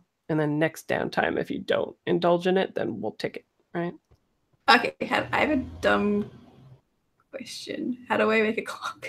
That is not a dumb question because I don't even know how to do that. So I believe it's downtime projects, start a new one. So click on, where is it? You can make clocks on your sheet. There's a bottom right. Yeah, bottom right. There's like a plus button below clocks above notes, and you just click that, and it will ask you like how many sided it is, and you can name it and all that kind of stuff. Or sided clock, right? Yeah. I have a clock. Yeah. And then so just name it like sunshine or whatever you want, and then next downtime, if you don't indulge, then we'll move it up. And the way that I see it going is the first time it'll be 4-sided, but like it'll slowly be more. Like when you don't indulge in it, I'll tick more of the boxes on the 4-sided clock as we continue with it. Nice. And it'll I like this. This sounds slowly amazing. go up. So yeah. So give us the scene of the gambling then, if that's what you want to do. Yeah. Okay. Yeah. I think like the gambling thing. I don't know. I just like this tea shop so much, so I feel like it has to take place in this tea shop, like over some nice like steamy cups of tea. I don't know what game it is. Some sort of competitive. Well, if your other downtime action is working on the clock for Hane, then it could be both, right? Yeah, I was totally gonna work on Hane. Oh, okay. Well, I'll then invite Hane over again for yeah, get it some done. gambling. Sweet. And you're just doing the mahjong or some other thing? Yeah. Cool. And so the the gambling is what then? Betting on beforehand on how well he will do against you, or what? Yeah, I think it has to be that kind of like yeah, we'll take bets on who's gonna win this one or something, or the longer streak you get, the more benefits you have, or something like that. Oh, okay, so you're modifying the rules of the game to make it gambly. yeah, exactly. Nice. We're hacking it. Yeah. So if you're like, yeah, if you get a bunch of jumps or whatever, then you're like $10 jump. Yeah. Sweet. Nice. That's cool. Okay, so do the vice first, see how much you clear, and then you can do the second downtime action and see if you want to add some more jewels to do it up.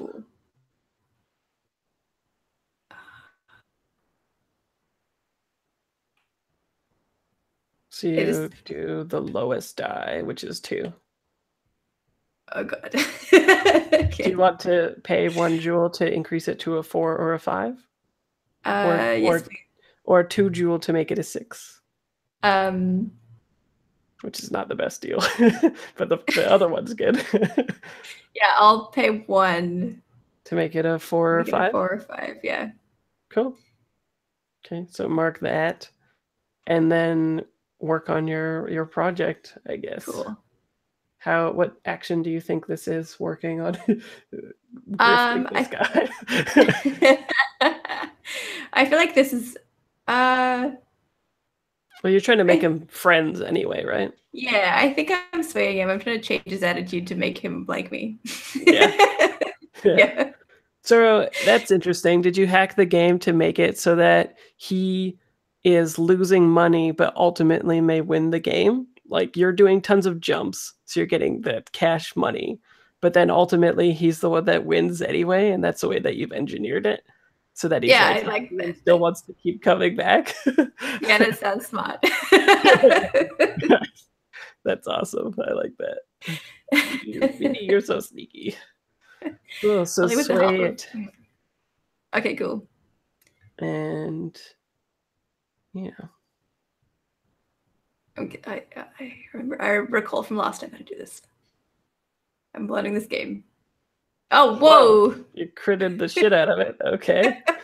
That's nice. It's like a triple crit thing. Okay. So 666, the year of the devil is coming. Okay. So let's see. I believe a crit is 5 ticks on the clock. And then additional effect, I guess, would make it 7, actually. Start making out in the Mahjong game, I guess. Yeah, so how many ticks did you need, though? Oh, fuck. I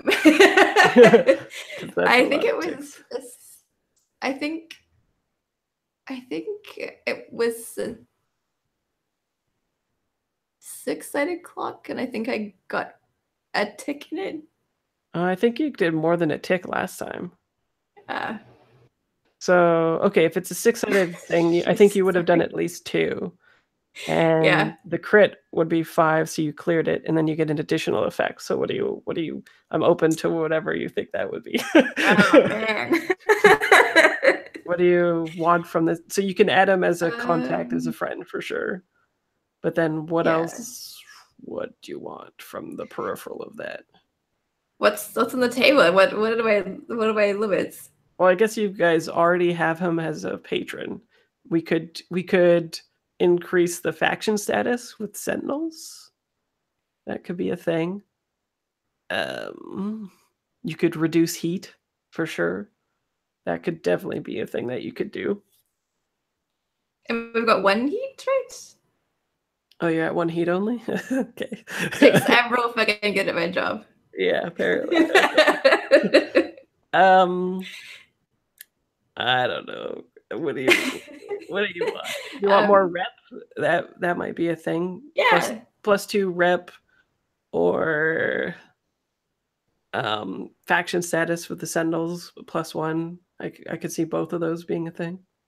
Yeah. I mean, I think like faction. I don't know what the mechanical benefit of faction status is, but it sounds like it makes fictional sense. Well, it seems like if the Sentinels are happy with you, then they might turn a blind eye to things that you're doing, right? Yeah. Yeah, I like that.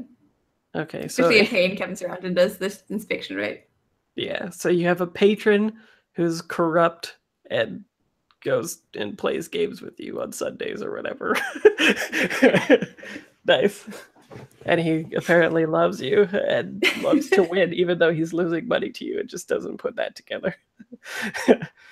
Okay, Yep. well, I mean, I hesitate to ask what other people are doing after that. Oh, and then can I quickly use my third downtime? Because I have a third downtime action. Oh, okay. Oh, nice. Okay. I'll just wrap it into that being like training resolve. Since. Oh, okay. Like in addition to that, because you're gaming it, it's all in this game. Yeah. Cool. Yeah, I'm very efficient. Yeah, nice. And do you guys have? Yeah, you have training in it, so you get 2 points. Eh?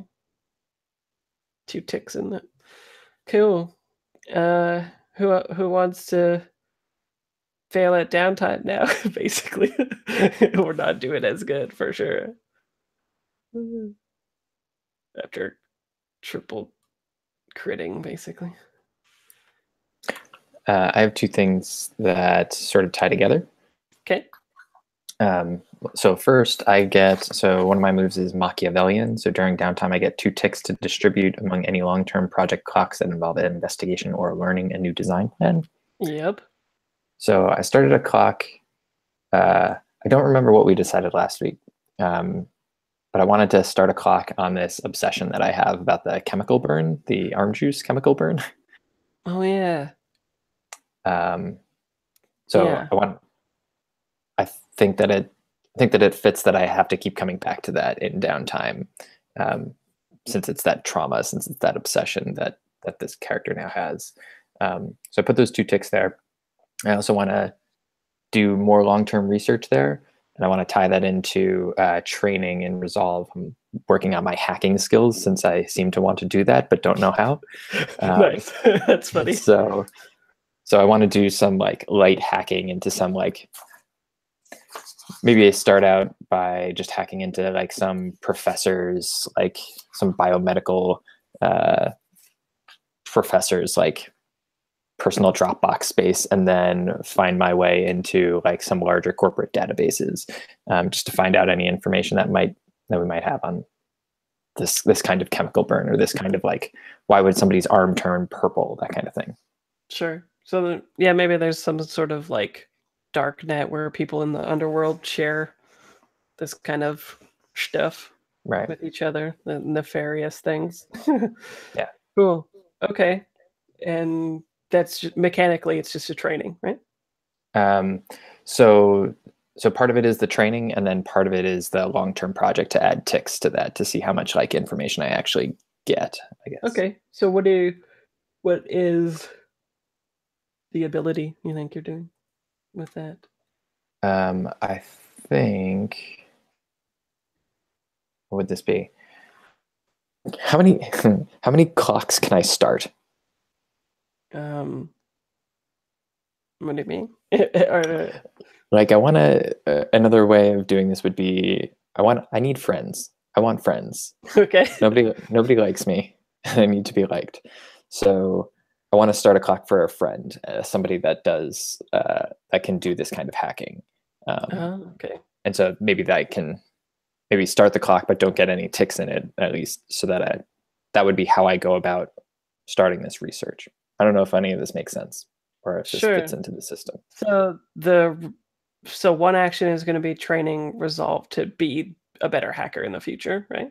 And then the other action is long-term project to get a friend, right? Yes. That is also good at hacking. Yes. Right. Okay, yeah, so let's handle it like we handled Lauren's old character, right? Where like they had the benefit at the time of having a friend who's already doing it, but you can still be like getting in on it. Like maybe you go to the scene, right? Like maybe there's some sort of darknet scene or whatever, and you smooze with them. And the more that you show your face there and stuff, the more in you have with that crowd, and the more legit you seem, and the more they trust you, and then eventually you'll be able to get like with them or whatever, right? Okay.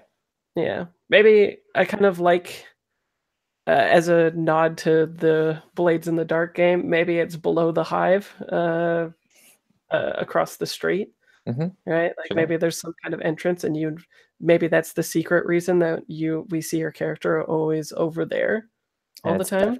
It's definitely called the hive mind. Absolutely. Yeah. And is it spelled correctly, or is it HYVE? It's HI, but it's also MYND. Hive mind. Oh, okay. Sounds good. Cool. Do you want to give that scene? Do you just want to? Are you happy with that, or do you want to like showcase the scene a little bit in fiction of you going down there and what it's like and stuff? I'll think about what that looks like, and if I have anything clever, I'll bring it up after the end. But I don't want to soak up downtime time. So, what do you think that action is to get towards the ticks in the clock for it? You mean what's the action to like actually achieve the friend? Like, what does the full cycle look like, or what am I doing this session? This session to work towards that clock. Maybe I just start making regular visits. Like maybe I think that you had described it right. So, I like that. So like consorting, you think? Oh, I see. What kind of action? Yeah, because we need to know how many ticks you get on the clock. Yeah, let's do, yes, consort makes sense. And we'll do just to get this is to get like a full-on friend, right? Okay. Let's make it a 10-sided clock then, I think. Okay. Because then there'll be a contact. So I think it should be a little bit harder than a 6 and an 8, probably. Okay. So, and then roll your consort, and your roll result will be the thing that determines how many. 4 and a 2. Oh, do you? Oh, but you take the highest, right? So 4 is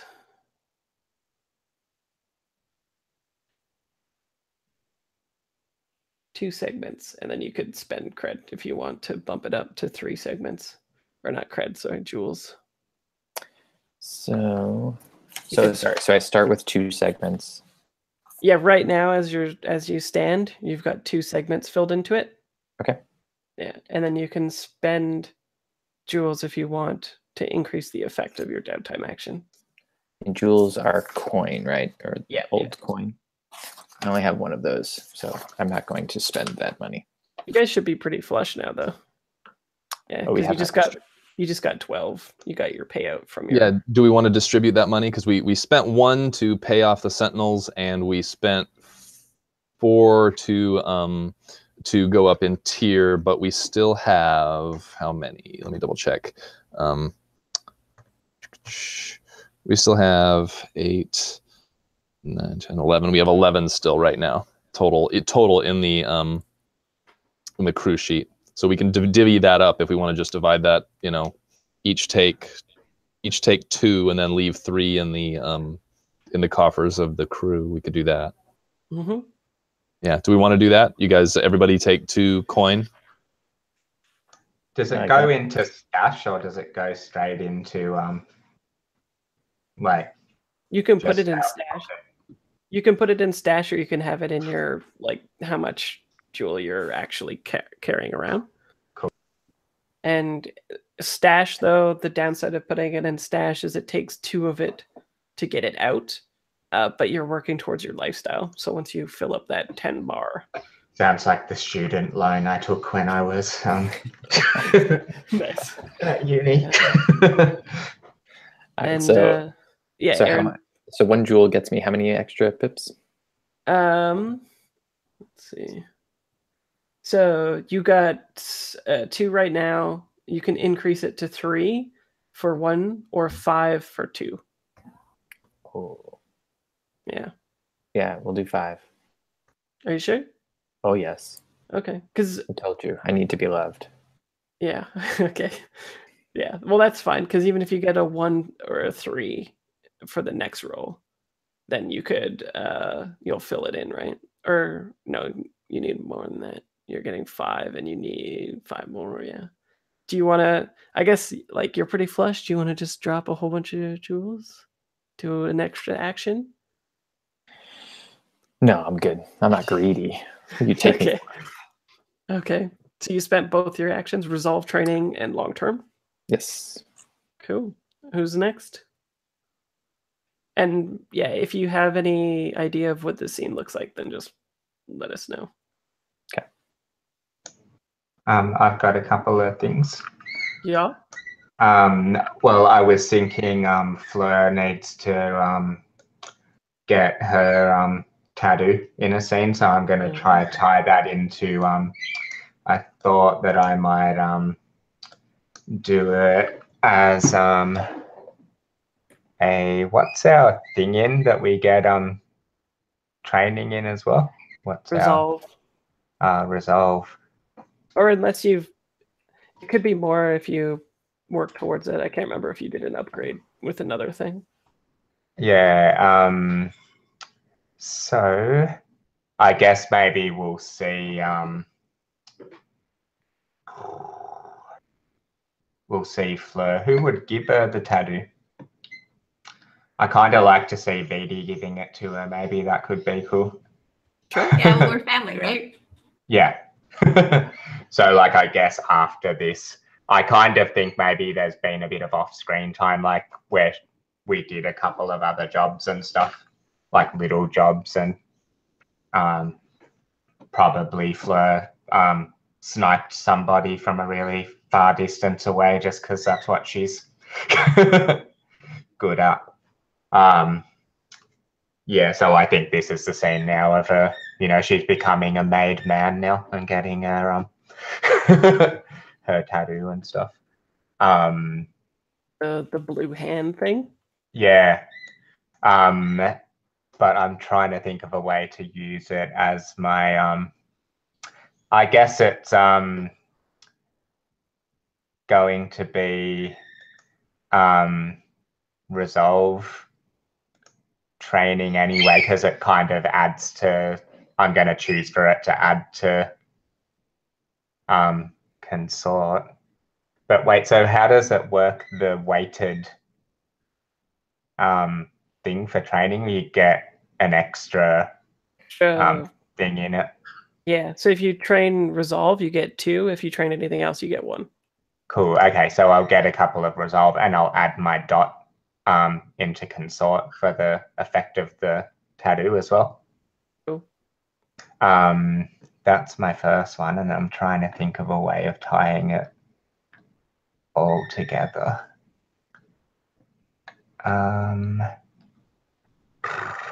Kind of tempted to indulge my vice, even though I only have 2 stress. What happens if I do that? There's some sort of like repercussions, right? That's all that happens. Okay. If you overindulge, yeah, you choose the repercussions too. So. Okay, I'm gonna do that. So she gets her tattoo, and then she's It's like, oh yeah. So her vice is pleasure, and I think she goes to like she goes out and goes to like like doof kind of things, like giant warehouse or some laser cyber doof things. The rave, you mean? Yeah, like a rave. Cool. Well, I call them doofs. That's what we call them. Right? They kind of call them raves here, but lots of people call them doofs, you know, because of the doof, doof, doof, doof. Okay. Yeah. Oh. Yeah, she's going to a doof. And what do I roll for indulge vice? You can get bonus dice for indulging your vice. You can push yourself to it when you indulge it, yeah. But it's That like, that would seem silly. yeah, exactly. Yeah. Okay, so I want to roll 2 or less to not overindulge, but not really. Yeah, it's a 5. So choose. So I clear my stress. Yeah, yeah. Yeah, what goes wrong at the doof? You choose when you overindulge. So there's you brag about your exploits, +2 heat, attract trouble, select a roll on an additional entanglement. Lost, play a different character until this one returns from their bender, or tapped, your current purveyor cuts you off. Find a new source. She's totally going to brag about what they've been doing and show off her awesome new tattoo. And she's probably stolen some sunshine that she's like taking out the doof with people. All right. So that should add a bunch of heat, right? You show off your blue tattoo. Yeah. While I'm doing some awesome, like, she's just using it like a glow stick. Because it's brand new too. So you're all high and doing that. Okay, so add +2 heat to the crew. You want to do that, Jesse? That's fun. It's funny having the Australian vocab sometimes. It was fun though. We were playing a game the other day where it was like a majority of Australians in it, Sid's Lady Blackbird thing. And so we were using the term rat bag as a, have you guys, I assume you haven't heard that before because it's a super common light insult here. You call kids rat bags. You're like, you little rat bag. It's one of those soft ones. But it's kind of like a troublemaker. We were using that heaps and they just thought we were being super creative, coming up with a funny insult. New pejorative. No, yeah, a new thing. Yeah, we're like, no, that's totally a thing. Yeah. Anyway, think way over. Okay, so yeah, you're in the rave and you're overindulging and talking when you shouldn't have, as kids do, and I'm sure it just spreads like wildfire. Some other crews have some of the kids in there, right? And eventually they are like, look what I heard about the hand. And maybe even somebody gets I've given away some of the drugs and stuff, and maybe somebody manages to get patted down or something on their way home, so the authorities find a little sample of our drug or something like that. Yeah, nice. That's really great. Yeah, I love it. Okay, and Silver? Yeah, I've got a couple of things I want to do. So I think we've kind of established it's been in the background so far that Silver is worked for an oil company. It was a tipper, was part of doing corporate espionage and kind of silencing things and just fixing stuff for this big corporation that was doing nasty shit. And the person I have a bad relationship with is Fatma, who was an exec for that corporation. And I think they're now, you said they after the fall of everything, they transitioned, this corporation transition is now information. Is that what you said? I believe you were pissed off at Nourish, right? I've had Fatma going on. Are you talking organizations or? Yeah, the three big corporate is Nourish, Information, and Safety. Yeah, I think you picked one of them, and I don't remember which you picked. I guess that they're still, that they transitioned and became. Yeah, I think it was Nourish, but okay, that works great for me. Just pick whatever one's interesting to you. Nourish sounds fun. So what I want to do, I've already got kind of a clock working on tracking down dirt on Fatma and how to be able to get stuff going there. But what I want now is I want to actually get dirt on the corporation itself and what it did before, to contribute to the problems we're in. So what I'm imagining is starting a long-term clock to here's what I'm thinking is that maybe there was like a mid-level exec who was going to whistleblow on the company, and they got silenced, and like they're probably in hiding somewhere. So I'm like, this is someone that I maybe got to know as I was doing, work for the company. And so I think it maybe like start a long-term clock to track this person down, because maybe they have information, that like if published could like be a big problem for this organization, like Cool. nourish. That's what I want to do. Does that sound good? Yeah. How are you going to go about doing it? So I think I'm going to use I've got a friend who is a retired spook, and I think it's going to be hunting this person down and trying to track them down, like trace where they disappeared to when they first got kicked out of the company, and then trace, okay, once everything went to hell and we all ended up in shelter 1, where did they end up? So I think it's just a series of like, just tracking them down and following up on leads and talking to people here and there to get new leads and stuff. So I'm imagining it being a hunt action, if that seems reasonable. Sure. Yeah. Okay. Trace them up. Cool. Let's do this. Let's see. So hunt, and I'm. See if you get a triple crit. Yeah, I doubt it. So I'm getting a bonus die for my person, right? Mm-hmm. Okay, cool. And submit. So I got a 5. That's okay, I guess. I could bump it up with coin, right? How does that work here? If you spend 1, then you'll get a full result, which is a 3. And then if you spend 2, then you'll get 5. Yeah, I'm going to spend 2. And how big of a clock should this be? This is just the first step in it, is it? Yeah, I haven't started it. And this is just to get the trail, and then after to track the person down. Yeah. Okay. Yeah, we'll say it's like a 4 o'clock then, I guess. Okay. Yeah. And then after that, you actually have to find the person. Right? Sure. Yeah. So then, let's say that I fill that 4 o'clock then and have one. Yeah. If I spend 2 coins and then what would be the next clock to start? You say actually finding them. Yeah, so I think you get the lead, and then you would go to that lead, right? Perfect. Yeah. So what would be the lead then? Let me look here. Yeah. I think they were last seen by. Oh, they were last seen being taken up by the Coil, Tier 1 gang. Coil, COIL.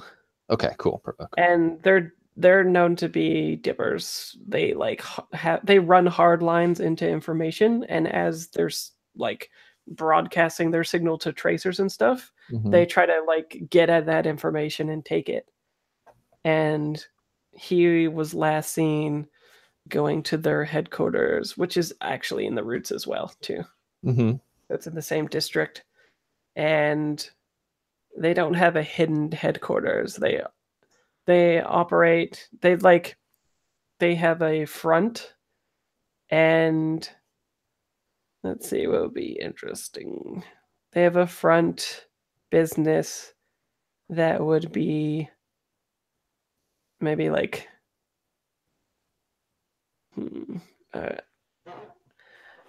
the flickers are kind of occupying the space that I think would be interesting for that.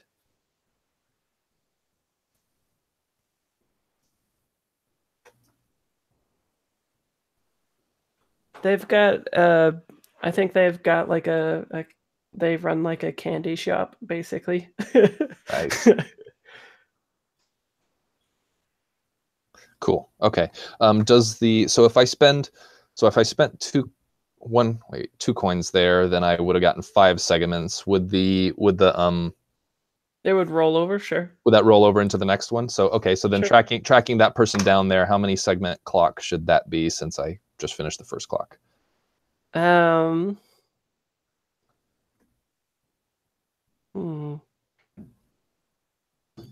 We'll go 6-sided because Cool. we'll say it's like quite a old lead, right? Yeah. I picture this as like a scavenger hunt of leads going all over until you find them, right? Yeah. Do we want a name for this particular person that I'm trying to track down? Sure. Let's see. you have any ideas? It was someone who defected from Nourish, right?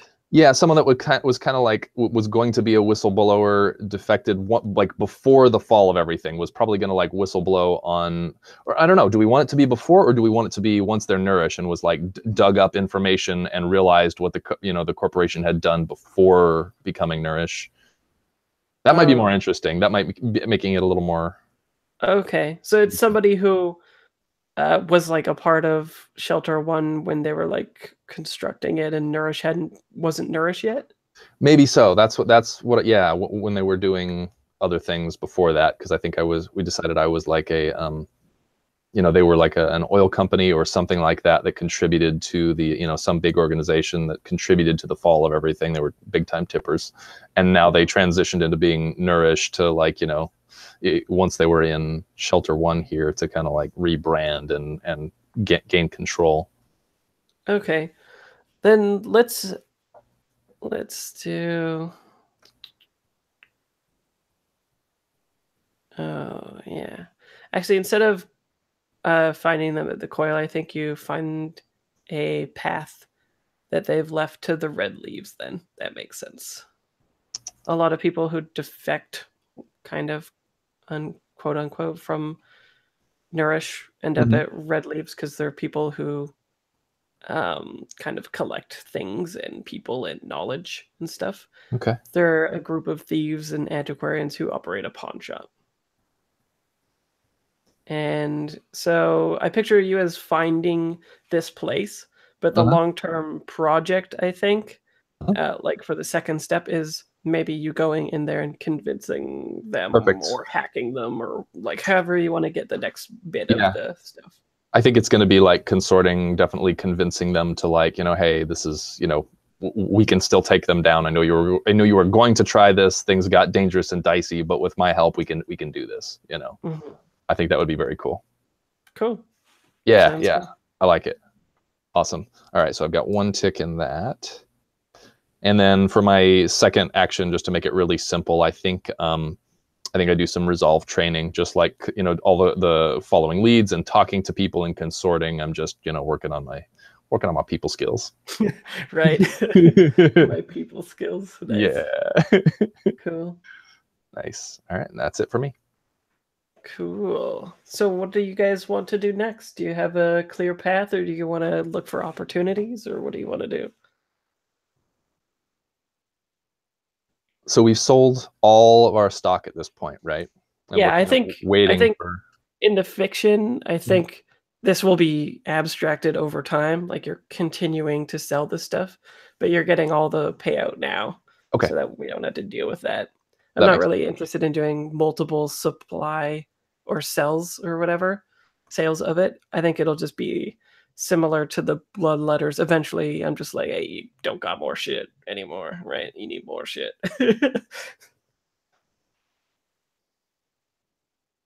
So do people want to go for more turf? Does anyone have a particular idea of what they are looking for? Also, did you want to do something with the people in the basement? And did you decide on a name for the crew as well? Did we want to? What did we want to do on crew name? Did anybody else have any other ideas at this point, or? No, I reckon that's it. Yeah, I like it too. Did you guys that works? Blue Solace. Okay. Totes. Cool. Yeah, I guess get the people out of the basement. Might be good. What are you gonna do? I also like well, part of the story that's hooking me at the moment is the whole thing with the porters and the like their internal struggle, and that we didn't find out who that person is, like within their organization, and so it would be protecting our like supply line and everything, but there's a potential score there, I think, with interacting with them and trying to find out who that person is, but I'd really like to see us somehow having to get outside the city and interacting with one of those ships potentially, just because that would be awesome. Right. Yeah. Well, you could do both with that. Like maybe the way that you get the people out of the basement is you're gonna leave the city and lived in a forge community somewhere, and you're never gonna come back. Cool. And then But I as thought the mechanic was our turf. no, not the mechanic, right? You're not trying to disappear the mechanic. You're trying to get the people out of the basement, I thought. Yeah, but I thought that was his family. Are we sending his No, family it's away not. to a... No, his family is here and you're protecting them. The people in the basement is the two people Oh, that you yeah, didn't yeah, kill, yeah. right? No, I thought they were down in the basement too. I'm like, what? We're Well, they getting could rid be of in the the basement. mechanic. They might now that they're safe, maybe they don't even know about the people in the basement. Like I picture all the Yeah. legit shit is like upstairs, and then all the like not legit shit is in like a basement somewhere or whatever, right? Yeah, so maybe, how's this to, they could potentially go home with like Habib for a while, because she's from out in the thing, and then I've still got the opportunity to bring her back, but she Sure. can be doing a weird thing with them out in the desert somewhere. Sure. Yeah, she just takes them to some community that you guys never heard of or whatever. Yeah. Okay. And then as for the job, you want to be looking into Victor. Or look, I just told you the person's name, but you don't know in fiction. Well, that seems like everybody else would be into that as well. That's pretty funny, actually. Damn it! Yeah. You don't know it though in the fiction, okay? I'm gonna change his name now, maybe. It won't even be a man anymore. Victoria now. Anyway, so you want to try to learn who that is, who's like trying to make dissension in the ranks or whatever, right? Can I also make another suggestion too? For an idea at least. So one of the ticks on our crew is Vice Den, and it seems like a number of us have. Anyway, we're creating the supply. Perhaps we can also create a den in which we make some profit off the use of this material.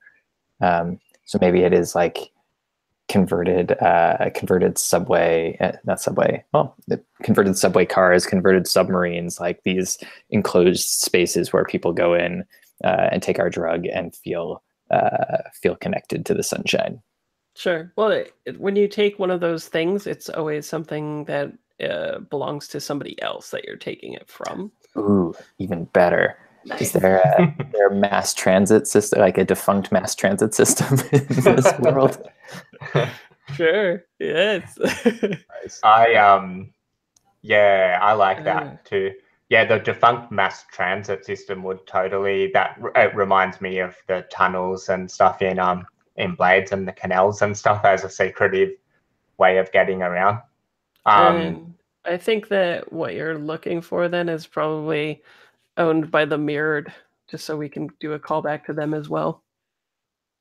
Yeah, I don't mind that idea, and letting things sit with the porters for a while. Just things. You just think that because I already said the name.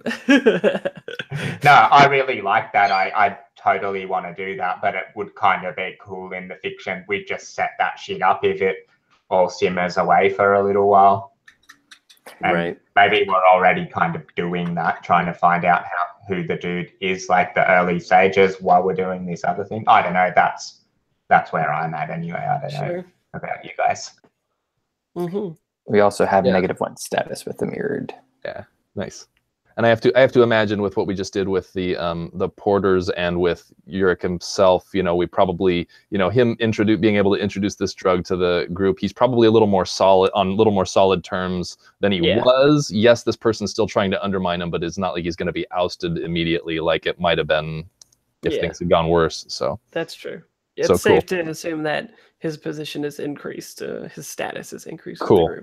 Yeah, so I like going after a Vice Den, stealing someone's turf for that. That would be really cool. Cool. Maybe Flo will get to shoot some people. Yeah. Yep. Okay, so what kind of job do you want to do? Remember that what is your specialty as again? Supply? It's been sales.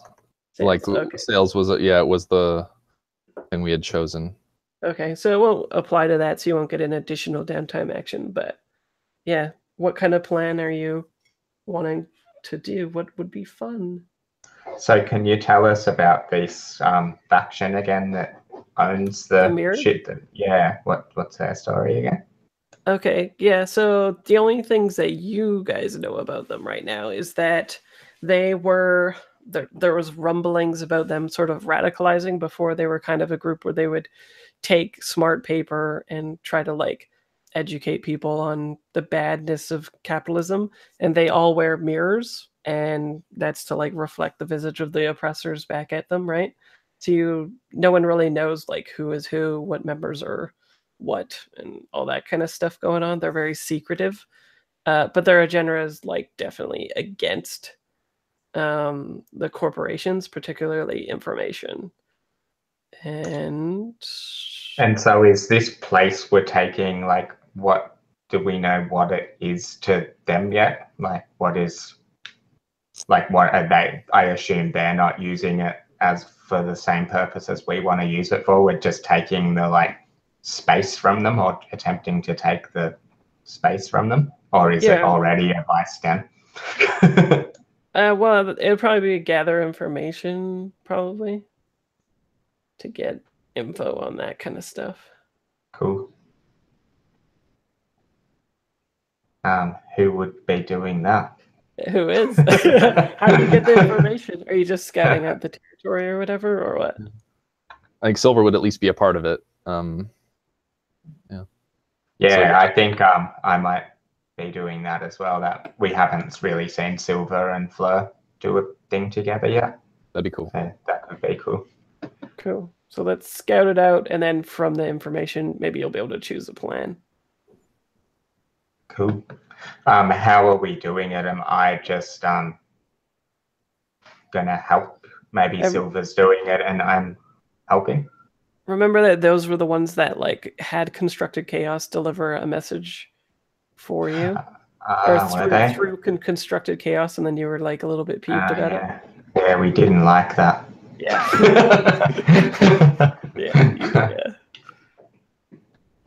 I don't know. How do we want to go about this? Do we want to just be like sneaky, like kind of infiltration to like just scout the place out? Do we want to I don't know.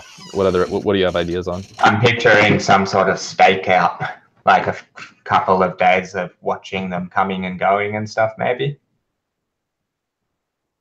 That seems fun to picture. Yeah, that makes sense. So I'm maybe picturing as a survey thing, maybe? Survey? Is it still called survey? Yes, yeah, it's still survey. Oof. I'm really bad at that one, but we can do it. I can push myself for a die. I'm all right at that one. We can make it something else if you want. Okay. Or I can lead it, and you can, that way I can take stress and you can hopefully do well on it. What about hunt?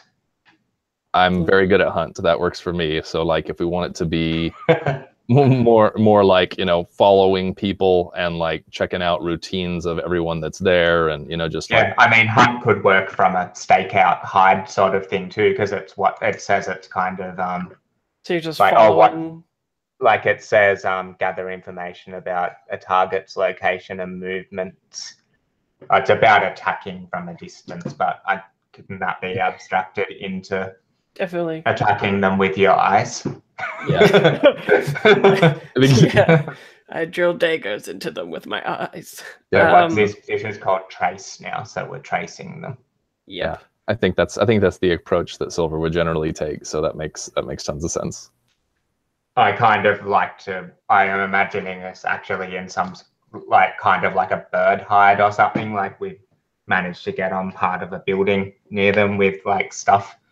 Like probably is there some sort of cool like like fabric that's like chameleon fabric. There's that right, Fraser? That's a thing, chameleon Yeah, fabric. like the stuff that makes people go invisible, like Ghost in the Shell stuffs. Yeah, or kind of a bit like the stuff that those cool private eye guys use. Like The I flickers, don't know yeah. how they, yeah, something a bit like that.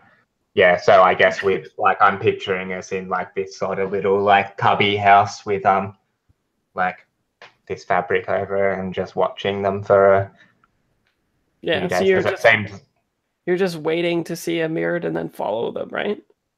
Yeah, I guess so. Although I was kind of thinking of, well, I guess depending on how it goes, but maybe we have managed to follow them to a certain point, and we know that they're often seen leaving this thing. So we're kind of trying to see how they're getting into this, because if we're saying it's like a dark, small location or a sunken thing or something, then it might be hard to find out where it is. Right. Yeah. Cool. So is it a group action, or both of you tracing, or? I think a group action would be fun. Do you want to do that? Yeah, I reckon fictionally I'm probably helping you, because Okay, that makes seems sense. like you would be more knowledgeable. Yeah, I can lead the group action. That would work. Cool. Okay, and I think I'm probably gonna. Am I gonna push myself? No, I don't think so. I think I'm not going to. I've got 2 dice in it, so we'll just see how that goes. Yeah. All right. It'll be fine. Yeah, no problem, right? I got a 5. Oh, Nice. I got a 1 and a 3. Mm-hmm. So you stressed me out a bit. I guess I'm probably like showing you the ropes on like real good like hunting and tracking or something like that. Maybe. Yeah, I was also thinking you're stuck in a little tent with like a teenager for like 2 days. That sounds stressful. That does sound stressful. Yeah, I'm into that. That's cool. Perfect. That does sound stressful. Yeah. So we get And we're probably like weeing into like, like a bag and stuff. Because we can't leave. So it's all gross and cramped and probably awkward. So I think you finally spot one of them, and you have been told by like maybe your new gang members or whatever that come by or whatever, right, to help man the shop. They've heard that you're real cool, all this stuff. Maybe some kids from the rave. That would be funny. But you follow one, and they go into like a revolving door, and I think maybe what happens is the first time you go through it, like you follow them, you're tracing them, right? And you go through it, and it's in sort of what I'm picturing to be like a really old looking casino architecture type thing. So it's kind of been retrofitted to look retro, basically. Like the building in Shelter 1 would not be constructed like this, but it has been modified by people in the roots to look like this. And so we get this sort of like Blade Runner 2049 thing with like the weird sculptures, the huge ones out front and stuff, like the women kind of making weird gestures at one another because they're almost sculpted, but it seems like everything is a work in progress close to here. And you go through the revolving like spinning door the first time, and at first you give the mirrored person like a wide berth, and when you go through, it's just like a old looking defunct hotel, and you're like not really sure. But after like the third day or whatever, when you're following the person, one of you, I think maybe even just by accident, you're flanking them a little bit closer, and there's like a flash as you enter, and you're in like a completely different space than the first time. And you've noticed that what's happened really is that when you go through the door, it they probably have something on them that takes them to a different entrance, so it's just spun a little bit more. It like accelerates it for like a few seconds faster so that you get off at like a different entry point. And so it's just like a side hallway, and it looks very like matrixy looking, like the narrow hallway, green tinge stuff and lighting that is like basic and dangling from the walls, and it looks like a Vice Den, right? Like where it would be like small little apartments that people would go in and out of and stuff. And you see the mirrored person, let's say, yeah, I think the complication is like they don't see you or anything. They go into one of these doors. And so there's the narrow space, there's the doors on either side that leads to like apartment size places. And further on, it leads to like a room that is sort of like a common space that people use that you don't go to because you'd be spotted and stuff, right? So I think you just glimpse this and then you just like go back into the spinner thing so you're not found and you go out. And so the complication is that you'll clearly need one of those devices to let you into that space, and right now you don't have one. So what kind of job is it? Let's see. I think it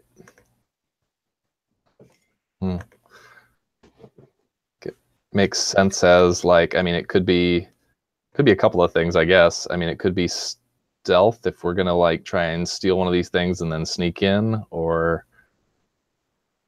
assault if we want to like go, you know, like and just take this place by force.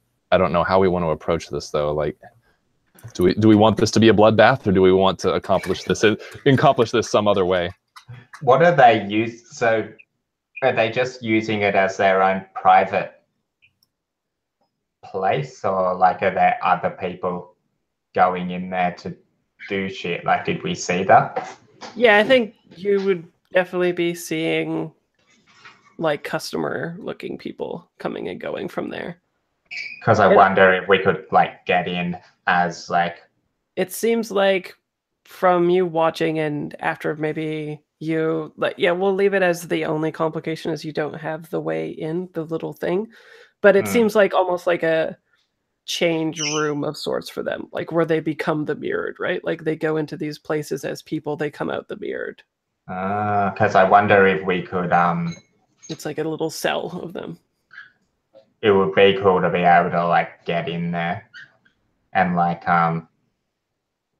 take their shit, like, you know what I mean, like, and then like I don't know, just like see if we can get in there and like as a kind of subterfuge thing and dress up as them or something, and then I don't know what then, but that's my first part of the plan.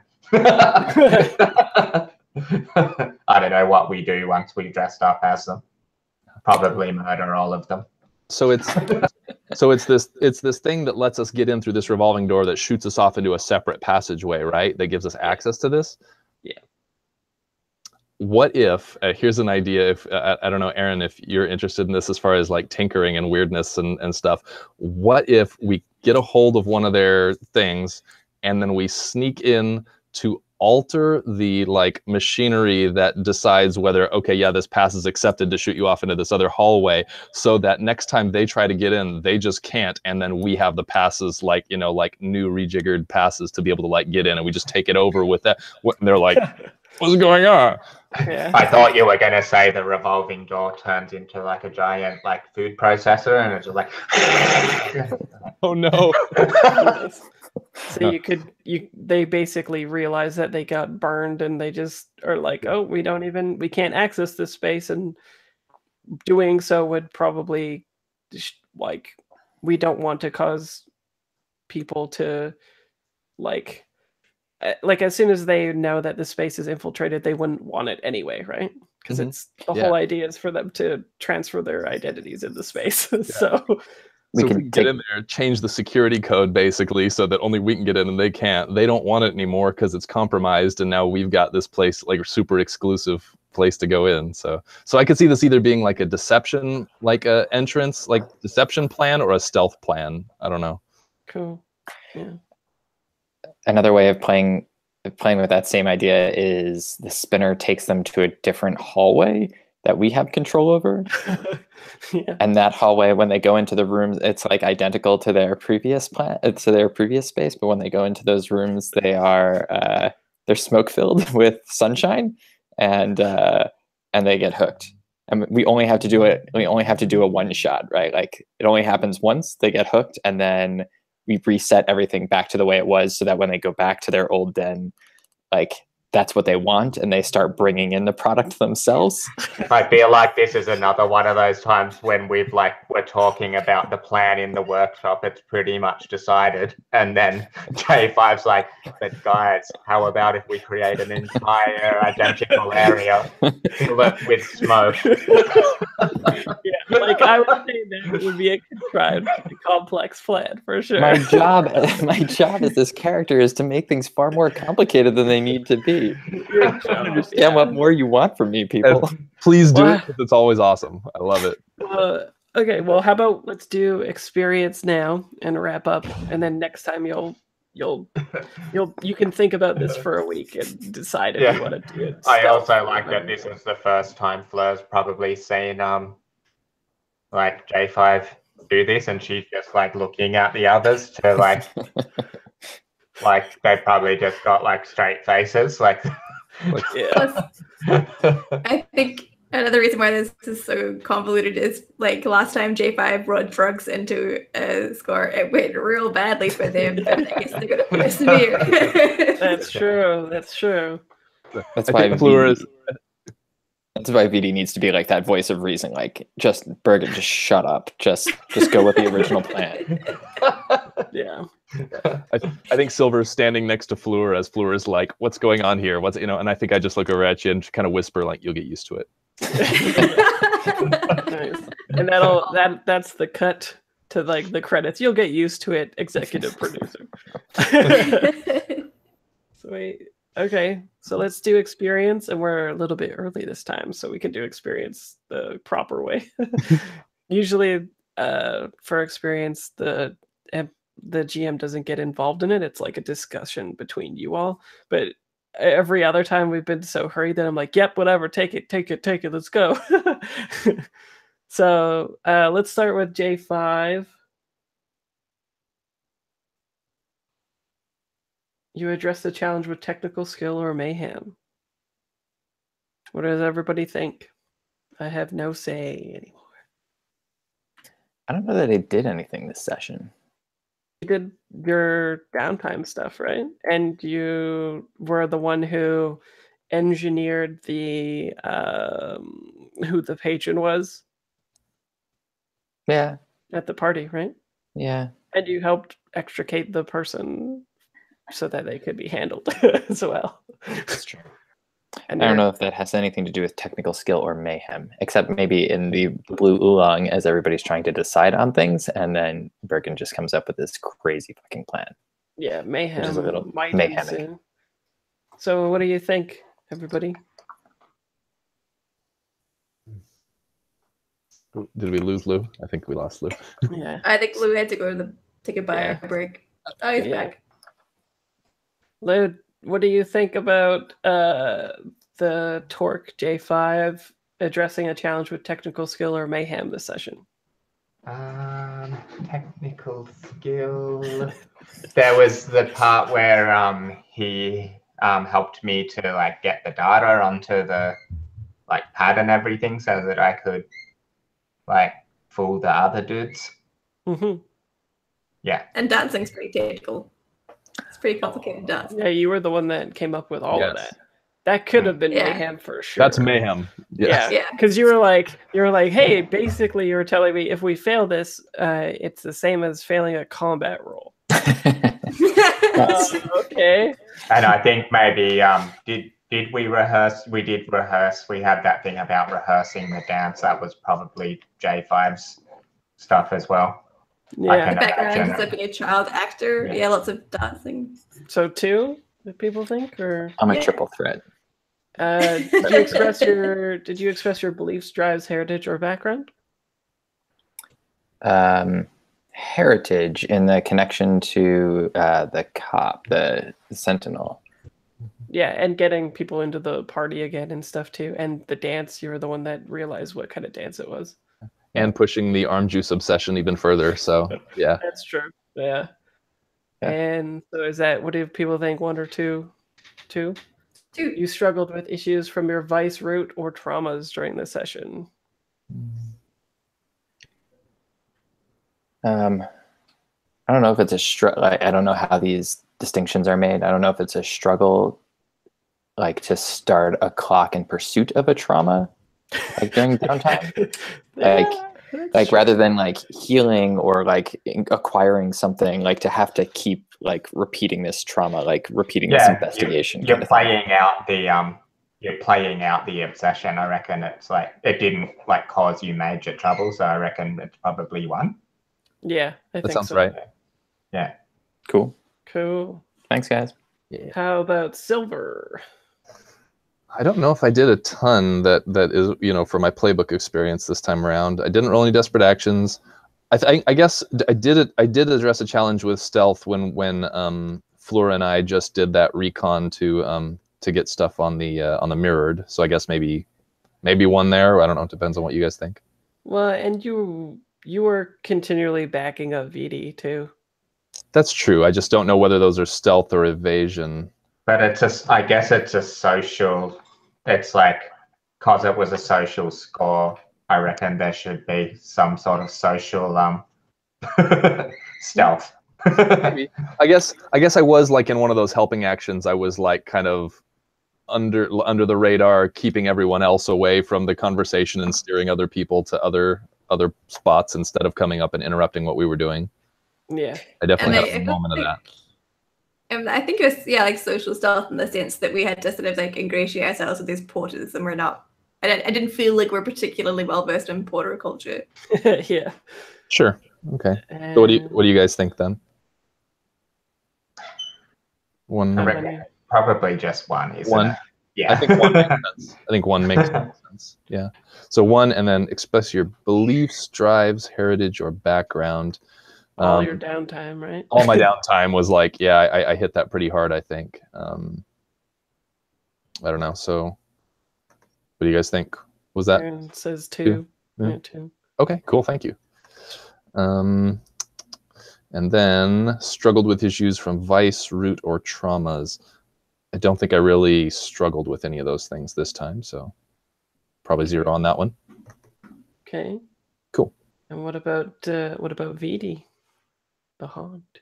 Or no, not the haunt, sorry, the faint. So I didn't roll any desperate actions because I'm way too good. Yeah, you guys kept setting each other up. It's almost like I should just not tell you the mechanics.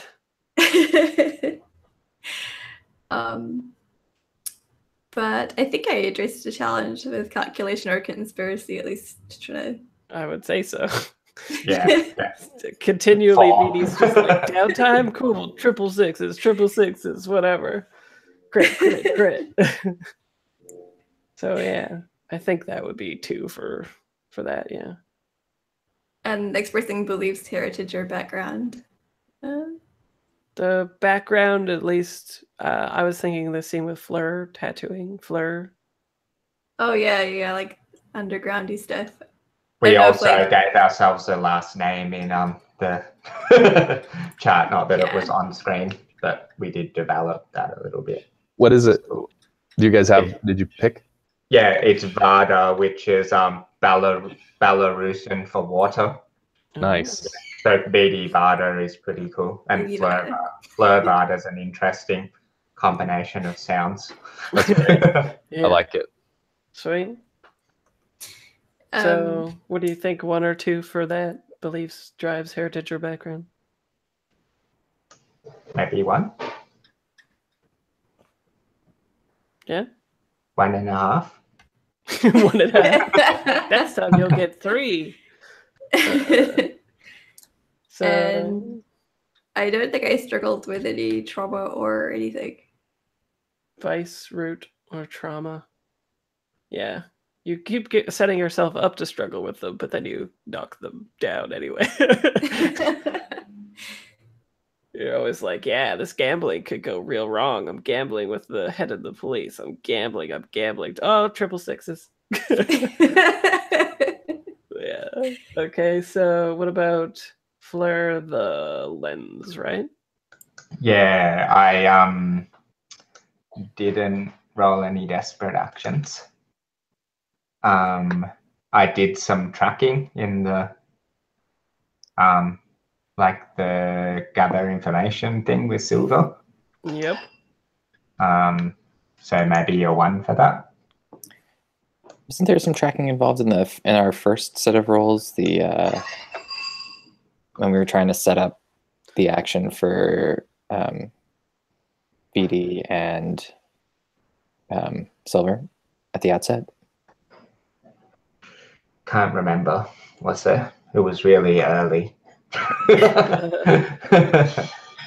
I was kind of doing that whole like hacking technology thing. I don't know if it was really like tracking. Yeah. Okay. I'm not sure. I can't remember. I know there was like that flashback Yeah, where you were I doing reckon something. I'm happy with 1 anyway. That's fine. You express your beliefs, drives, heritage, or background.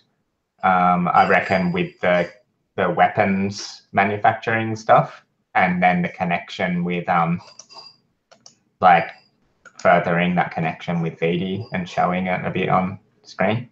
Yeah, totally.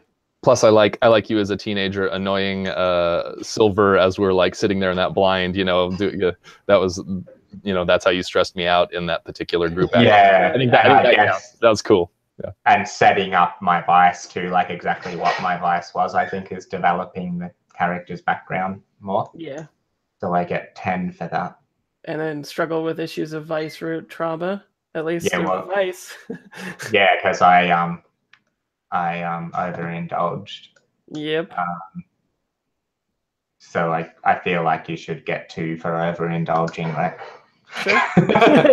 Because you pay for it with some sort of trouble, so it seems fair that you should get XP for it. 2 heat, 2 XP. Yeah. And what about the crew? Let's see. Crew, acquire product, supply, executed clandestine covert sales. That's the thing you did. So I would say 2, right? What do you guys think? Yeah. Because that was a lot of the things. And you're basically setting yourself up to do that kind of again as well, because it's going to be a sales thing, right? Totally. Contend with challenges above your current station.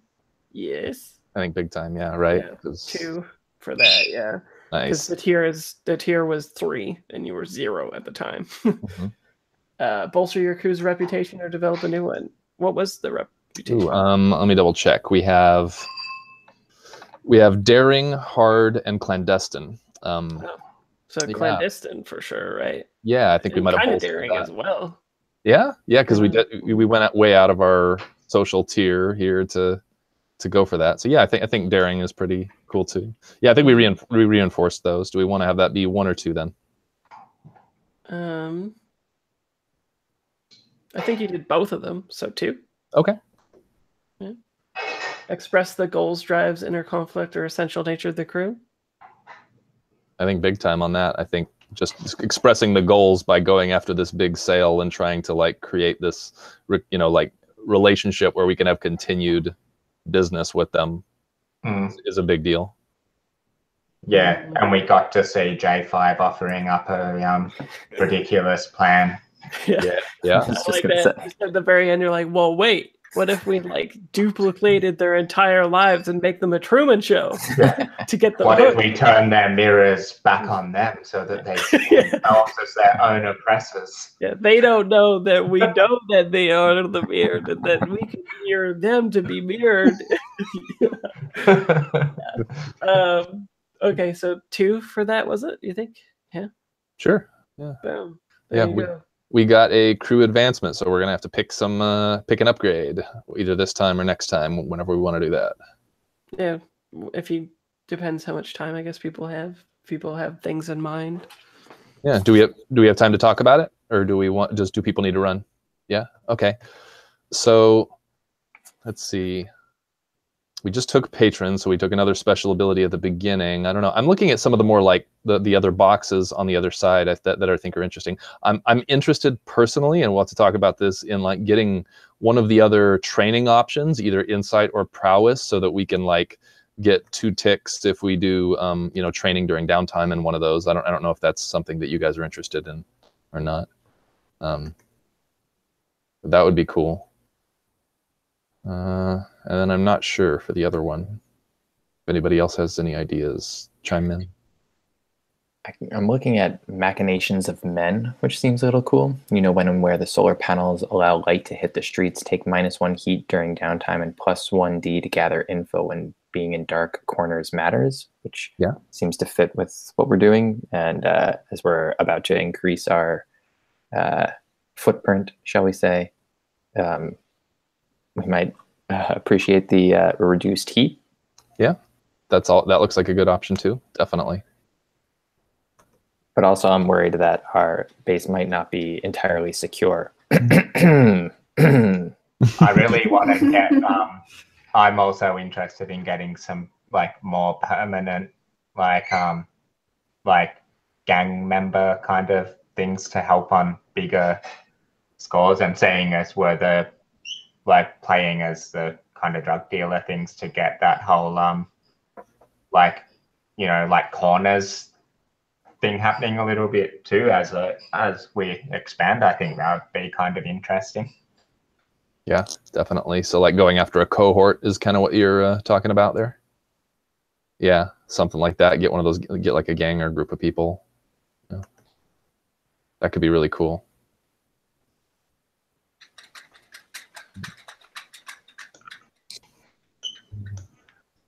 Or a car. An awesome flying car. Can it be a flying subway car? Because you'll sell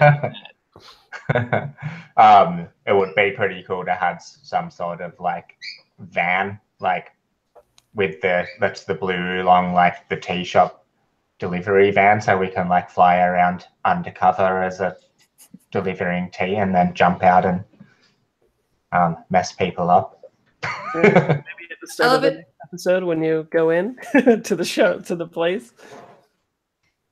I love it too, because like there can't be that much of a need for like tea on delivery either. Yeah. Like... Although like it is a luxury, right? Like watery is a scarcity.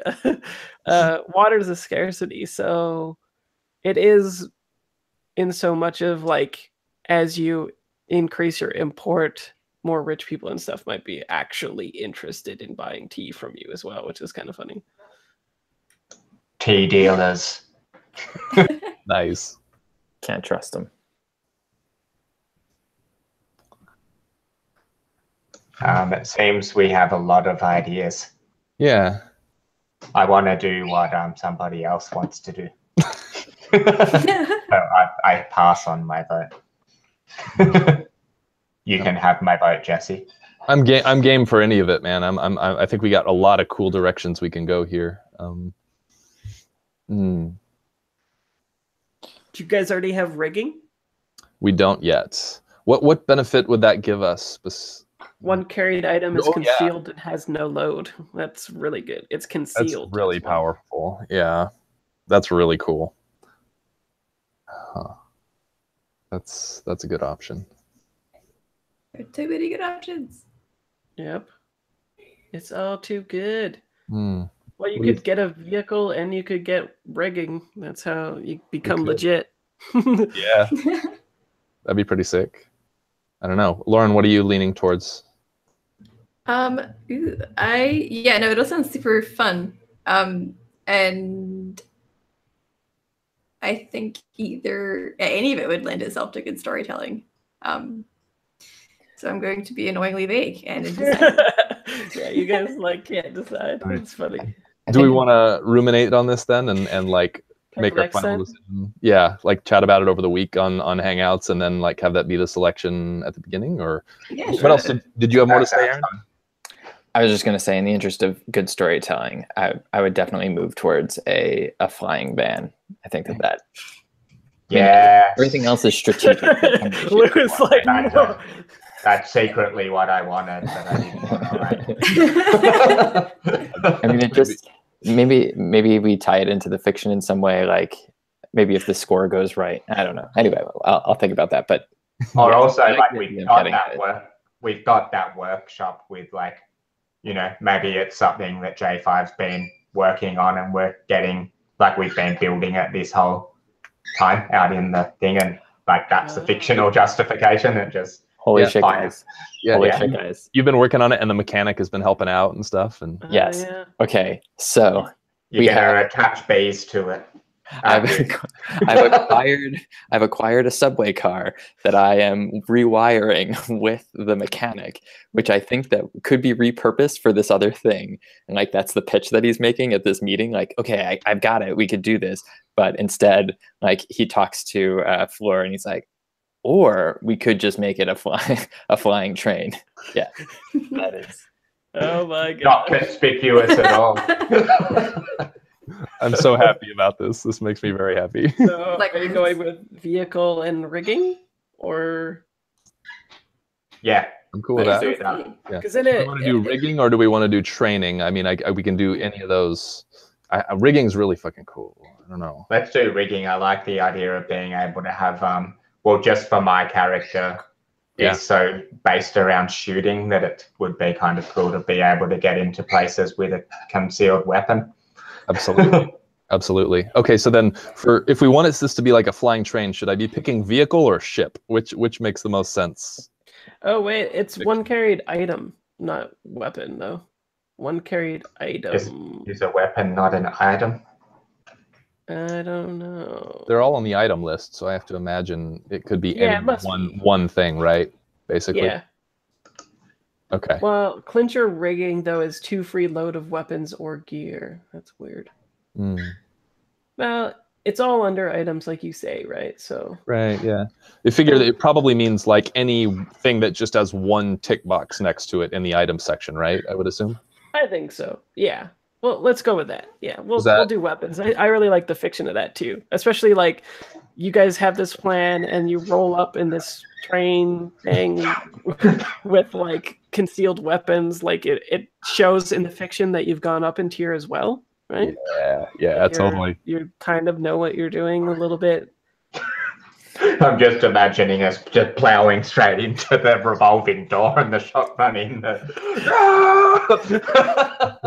So then mechanically, how, like, if I want to pick which box should I tick, vehicle or ship? Just how this, I don't know what Vehicle. the vehicle. Yeah, vehicle. Ship is like actually a ship. Like it'll go in Okay. water. Gotcha. Okay, that makes sense. I'm just going simple now. Perfect. Vehicle. All right. Yeah.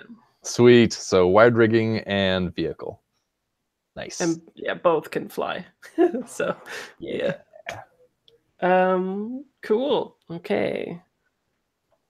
Let's stop the broadcast.